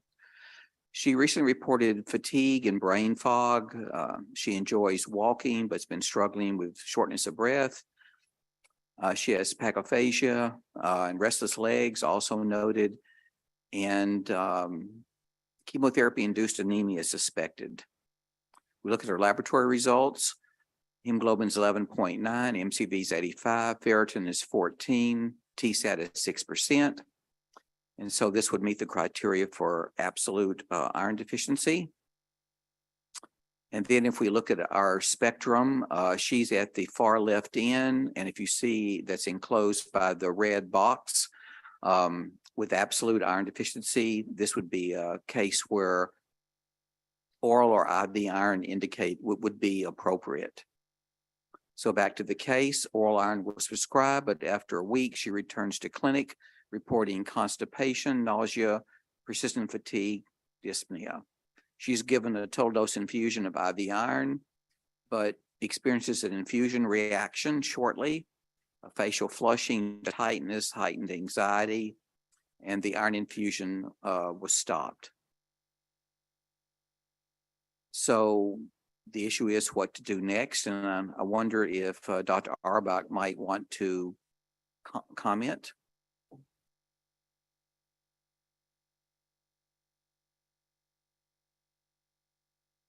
Am I on? Okay. This is what we refer to as the Fishbane reaction or the complement-mediated carpal reaction. The first thing you should do is to chill, because this is not an SAE. The infusion should be stopped. I empirically give famotidine and methylprednisolone, but I don't have proof that it works. Many people do not. They just wait for it to stop. And as I told you, in the moral of the story of the woman in the video, when the reaction is over, and usually after pre-medication with methylprednisolone and famotidine, we re-administer the formulation that caused the event. If it recurs, and if it does, it's almost identical, we then switch formulations and administer on a different day. Thank you. And so that was what was done in this case, and the symptoms abated after just observation, and it was administered without complication, and her symptoms resolved in terms of her iron deficiency symptoms. So case number 2, BK, a 76-year-old male presented with lower esophageal HER2 positive adenocarcinoma. PET CT scan revealed mesenteric hepatic involvement. Chemotherapy with trastuzumab was initiated with a near complete response after 3 cycles. At presentation, lab values were as follows: hemoglobin 10.9, MCV 94, ferritin 378, TSAT 7%. So if we look at our spectrum, this is in the middle where we have functional iron deficiency. So it would be classic functional iron deficiency or anemia of inflammation. And so for this patient, low molecular iron dextran was prescribed. He developed sudden flushing in the face, followed by pressure in the chest and back. And the following slide shows his rubor, as we see. And again, he received methylprednisolone, famotidine, and saline. And within 7 minutes, rubor and all symptoms had abated. Another 15 minutes of observation were followed by infusion of the remaining total dose of the iron dextran, and no further reaction was noted. The following slide provides an evidence-based algorithm for how to manage these hypersensitivity reactions. And as you know, antihistamines are not listed on the slide. I'm not going to read it. I just wanted to see if Dr. Auerbach might want to comment on any particular aspect of these. On the left-hand side, we have the mild hypersensitive reactions, which we basically recommend conservative therapies such as stopping the infusion, monitoring, maybe resuming at a lower rate, perhaps a steroid, perhaps famotidine. Michael, any comment about anything? Only that this is a marvelous paper that was published by David Rampton and his colleagues. He's in the United Kingdom. But George just made the real key point. Nowhere, including the patient with anaphylaxis, which is vanishingly rare, nowhere do you see the use of an antihistamine. And I think that should be remembered. It's an important take-home message. Okay. So 4 weeks later, he returns to clinic. Now he's iron replete with a normal TSAT as well as a hemoglobin that's almost 14. Okay, case 3. MH, a 72-year-old female, is a Jehovah's Witness with advanced serous ovarian cancer who's planned for neoadjuvant chemotherapy with paclitaxel, carboplatin, and bevacizumab prior to debulking surgery. Her hemoglobin is 10.4, ferritin's 102, TSAT 17%, creatinine is 1.2, EPO level is 26. So if we do the spectrum analysis with her, she's also in the classic functional iron deficiency category. where IV iron would be indicated.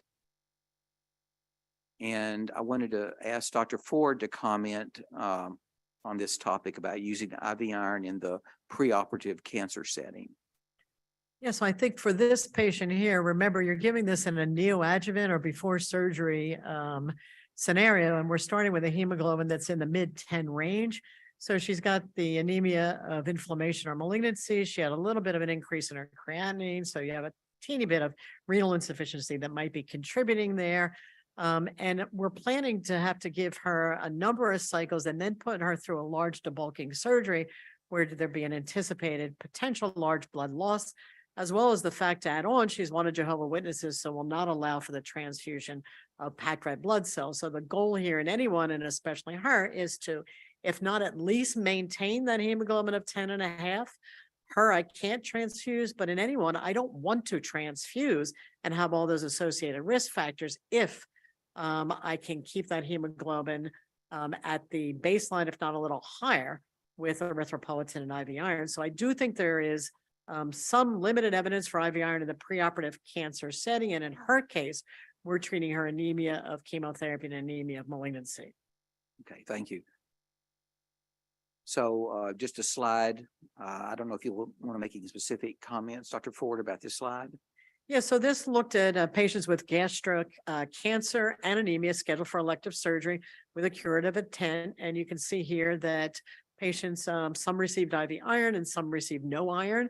Their primary endpoint was perioperative and 30-day post-op red cell transfusion requirements, but also had some secondary endpoints of reducing hospital length of stay, possibly some lowered incidence of post-op complications. There's some data out there that shows when patients are given transfusions that they have an increase in infections and other complications. And then looking at hemoglobin iron indices, normalization of hemoglobin levels and response rates. And this just also looks at how that was achieved in terms of the hemoglobin response and all key time points with the administration of IV iron. So this particular patient was given IV iron, starting with cycle number 1 and continued on. And if you can see, look at the bottom when we're finished our cycle 6 and ready to go to surgery.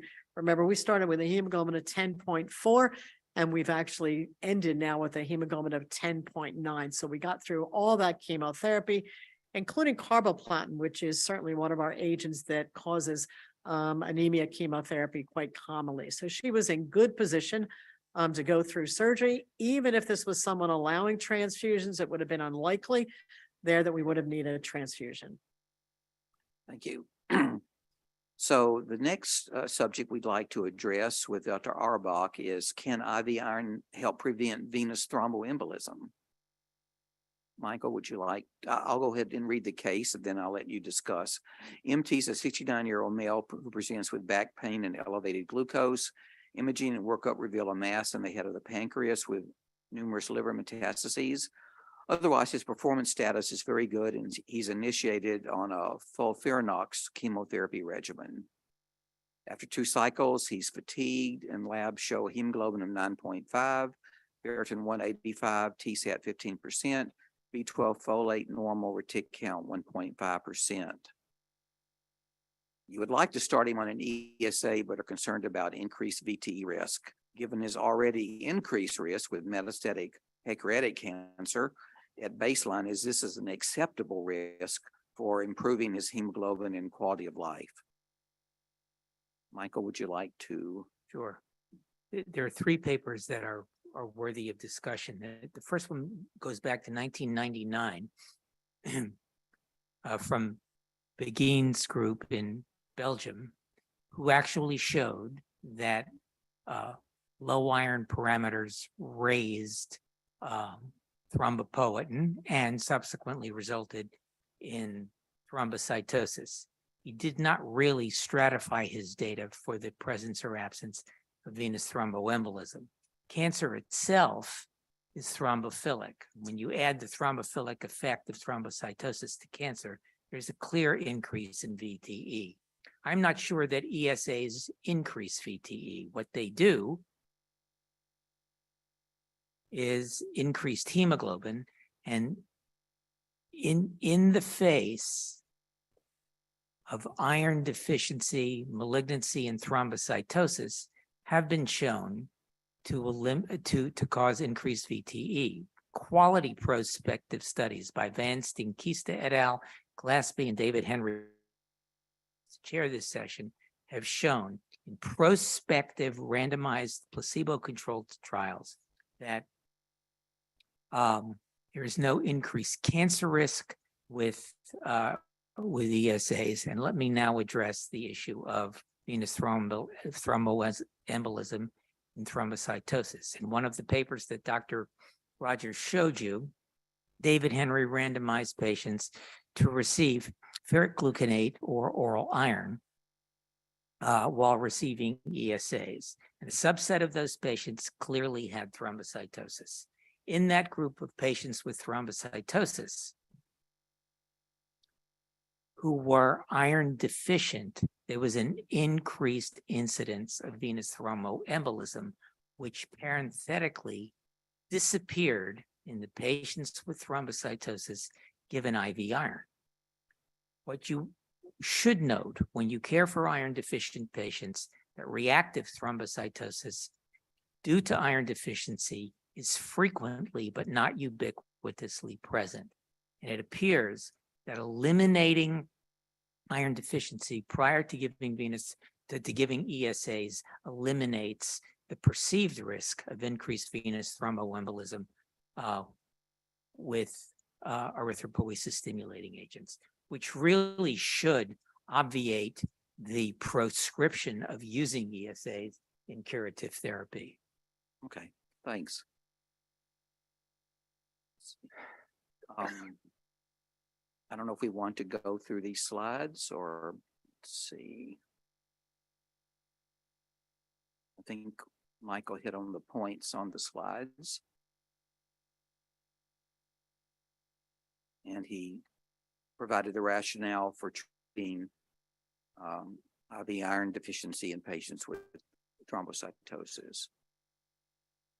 Any specific comments on these publications? I have none. Okay. So what would you do with this patient with metastatic pancreatic cancer? Would you treat it with an ESA? I would replace their iron, and if I didn't correct the hemoglobin, yes. Okay. So we'll cut through this. Let's go through a post-test, and then we'll do Q&A from the audience. We have about a dozen questions so far. So the post-test, first question. Let's see, where did it go?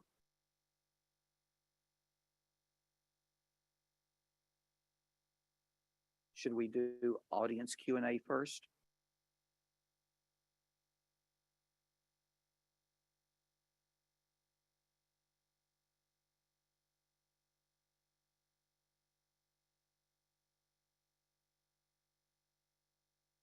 Here we go. Try it again. Whoops, let me go back.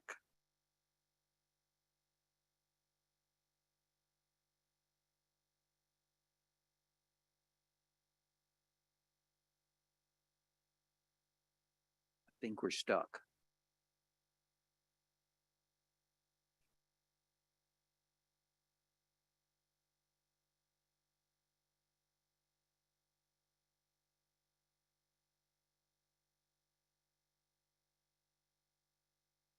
Why don't we do some audience Q&A while we're waiting for the post-test to come up? Dr. Arbach, we have a question.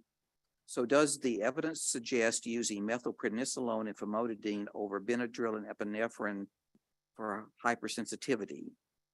I guess the question is that now the recommendation?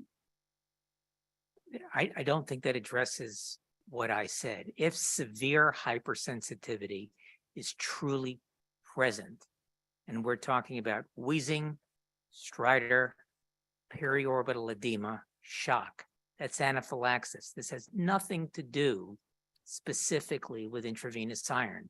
You can get anaphylaxis with virtually any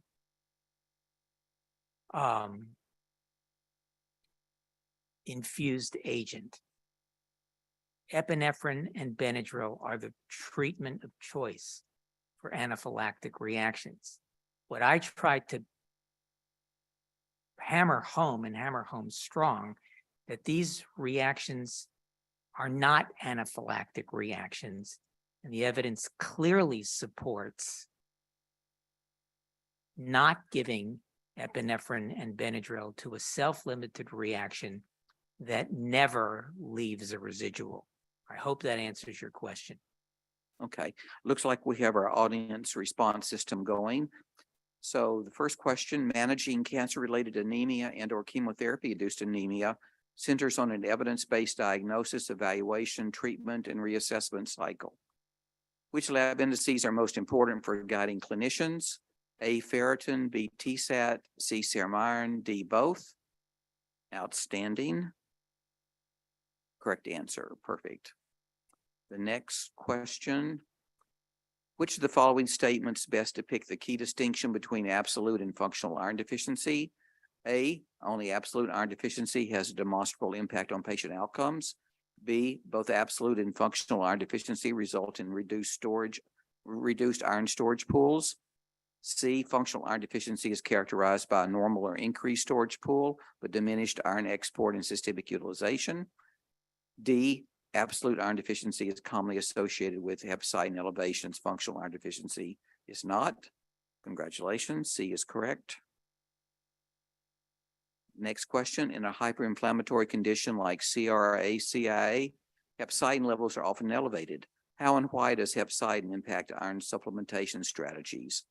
A, oral iron should be used preferentially at higher doses to overcome reduced absorption. B, hepcidin primarily affects iron deficiency with anemia, does not greatly impact iron supplementation for iron deficiency alone. C, IV iron should be used preferentially as it circumvents both reduced absorption and restricted ferroportin transport. D, oral iron should be used preferentially because of its unique ability to overcome hepcidin block. C is correct. Great. Next question. There is stigma about the risk of severe hypersensitivity reaction to iron. Fortunately, with the advent of next generation products, this concern is being ameliorated. With respect to IV iron safety, which of the following is true? A, any instance of IV iron related hypersensitivity is a contraindication for future IV iron administration. B, nearly all IV iron hypersensitivity is minor, acute, and manageable, including fishbane and carpet reactions. C, all IV iron products require a test dose. D, inferential surrogate studies are imperative to determine the safety of IV iron products. And the answer is B. Let me just state that C is really not wrong. Every intravenous iron should be started slowly. Right. And if you want to call that a test dose, it's a matter of semantics. Thank you. Next question. The nanocolloidal design of newer IV iron agents has meaningfully improved upon the safety profiles of older formulations. What's the approximate anticipated risk of severe hypersensitivity infusion reactions with these newer products? And the correct answer is less than 1 in 200,000. BK is a 47-year-old female with stage 3A breast cancer. She underwent radiation chemotherapy and achieved remission. Recently had a recurrence, started back on chemotherapy. As of today, she's on her 4th cycle. When BK arrives in your clinic, she's short of breath and is fatigued. You find on laboratory she has a ferritin of 125, TSAT of 16%, hemoglobin of 9. You ordered 1 gram of ferric carboxymaltose to be administered as a single dose infusion in your clinic. You explained to BK that using IV iron for chemotherapy-induced anemia has been shown to have the following benefits. A, improved hematopoietic response rates. B, reduced risk of transfusion. C, enhanced quality of life. And D, all of the above. And D is correct. So we have more questions. This one for Dr. Ford. Yay. Outstanding. The people who stayed, this is an experience. Let's try the video. What do I need to do anything? I'll do it. I'll do it from the seat. Okay. So here you have the young lady that I was talking to you about before. She had no risk factors and she was not pre-medicated. As we do with every single intravenous iron injection, we start slowly. The patient is observed while we start slowly. It's actually her mother sitting there. And this is during COVID. You can see the infusion is going very slowly. Methylprednisolone, famotidine, or ranitidine were not administered.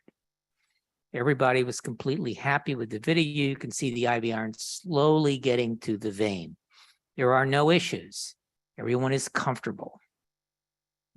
Now we always have this few second period. I'm just showing you the IV iron bag as we do with every one of our formulations. Oh no. A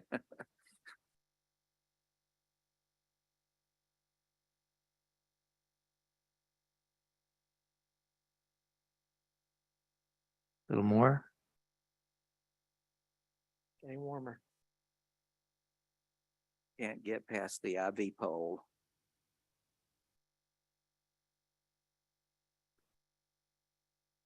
It's quite dramatic. Trust us.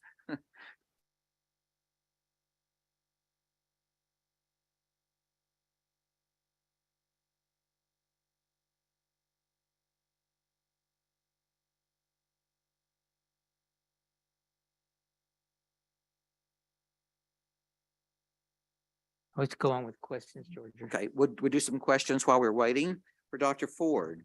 Does the information and guidance on cancer-related anemia and adequate iron stores also apply to MDS patients? So that is one of the exclusions, as you saw in one of the guidelines for myelodysplasia, although it's an approved indication, as you know, for ESA. The IV iron, it's rare in a hematologic malignancy, but you can have circumstances, in my opinion, where IV iron would be needed, just as in our other patients. If you have absolute iron deficiency, or you're losing response to ESAs, or you have a significant functional iron deficiency. So they tend to leave it out because of a theoretical concern in any of the hematologic malignancies.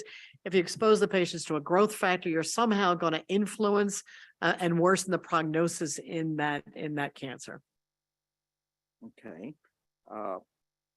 What do you recommend if the hemoglobin is well preserved at 14 grams per deciliter, but the TSAT is 10%?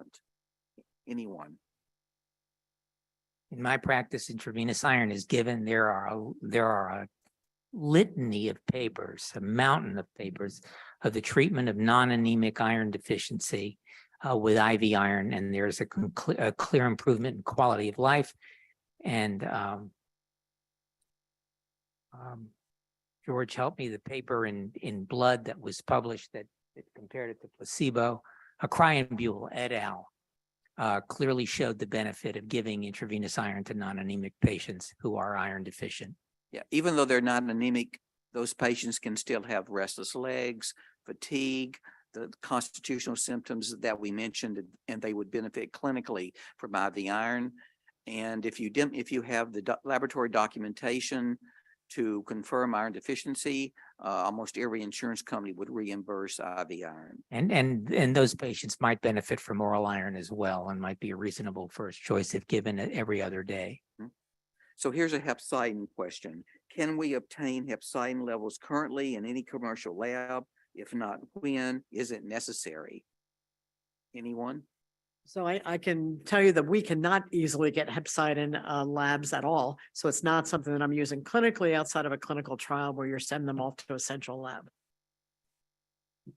Michael, do you ever use hepcidin levels, or is it even necessary? Takes too long, and for the rapidity of which the rapidness with which I treat patients, I don't have time for hepcidin. I mean, the turnaround time, I mean, it's a send out test. I think Mayo Clinic Laboratories offers it, but compared to a ferritin or a TSAT, which turns around usually within 24 hours, it's really difficult to make a decision if you wait in a week for a lab result like that. So I personally don't find it clinically useful. Based on serum ferritin greater than 100, what do you say to insurance companies if they want approved IV iron coverage? Well, if the TSAT is low, that should be documentation enough to justify it. If the TSAT is less than 20%, Anyone in the panel have any comment about experiences with insurance issues with IV iron? We almost always get it approved using a low percent transferrin saturation as the indicator of iron deficiency. I agree. I've never had IV iron, not approved by an insurance company, as you will with ESAs. So no, I've never had a problem at all, and most of them don't require I have any iron studies sent to them. Okay. Do you find the use of reticulocyte hemoglobin concentration useful in the diagnosis of iron deficiency or when differentiating iron deficiency versus anemia of chronic disease? Yes and no. It's extremely useful in telling you somebody who needs iron. It's really a marvelous tool. Comes off as fast as the CBC does. So instead of waiting for iron, DIBC, transferrin receptor, or hepcidin, or any other test, you get it immediately. You have to have a Sysmex or a Siemens machine to use it. It does not differentiate between absolute iron deficiency or functional iron deficiency. Yeah, it would be low in both. Low in both. What dose of methylprednisolone do you use for the treatment of CARPA? We use 125 milligrams. It's not evidence-based, it's empiric. For patients who have, multiple drug allergies or mild asthma, we usually use 40 prophylactically, but when it occurs, we like the higher dose. I don't know if it's correct, and a prospective study is unlikely to be done very soon. Okay, can the panel comment on celiac disease, and does that falsely reduce TSAT? That certainly is a cause of iron deficiency. I don't know about the TSAT. I think it's an obligate need, but I don't know the answer to that question. I have certainly seen low ferritins in celiac disease as well, but they're usually concomitant with the low TSAT. I'm going to have to answer that one with I don't know. And I agree, the iron studies can be difficult to interpret when you may have, blood loss and a state of iron deficiency, along with anemia of inflammation. So sometime when I have ferritin levels between 50 and 100, I'm not sure if I have absolute iron deficiency in some patients. So again, you can have two reasons there. Okay, this is another Dr. Arbach question. When we talk about starting the infusion slowly after reaction, what do we tell the nurses at what rate?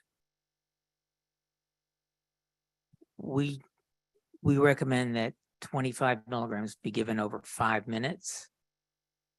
And if there's no reaction, we then increase the infusion rate to administer the balance in the planned dose time. Okay. And so I've been handed a card saying we can play Dr. Arbach's video. Go right ahead. Third time's the charm.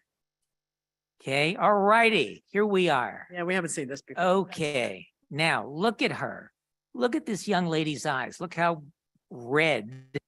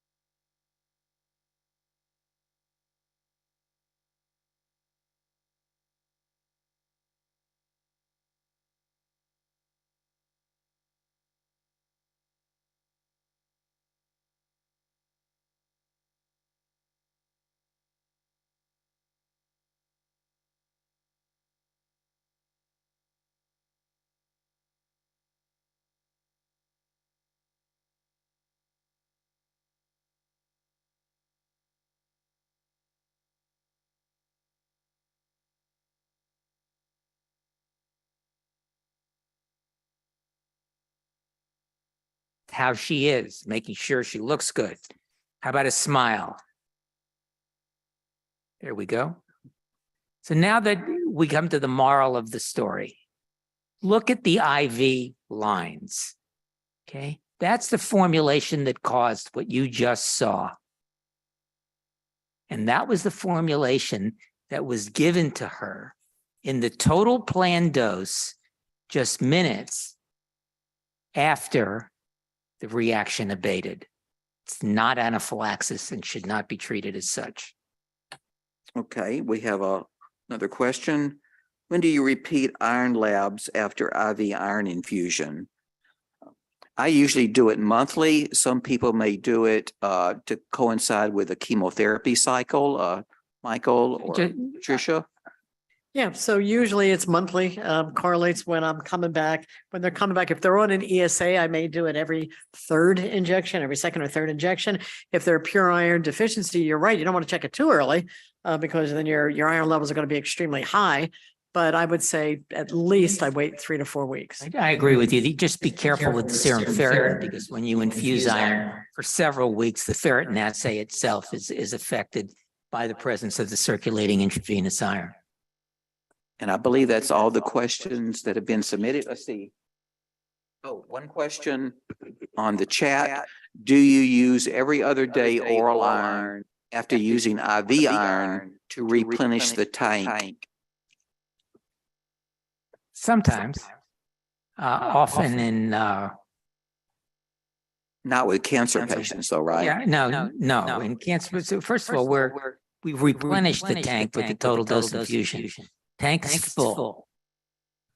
There are individuals who might benefit from a low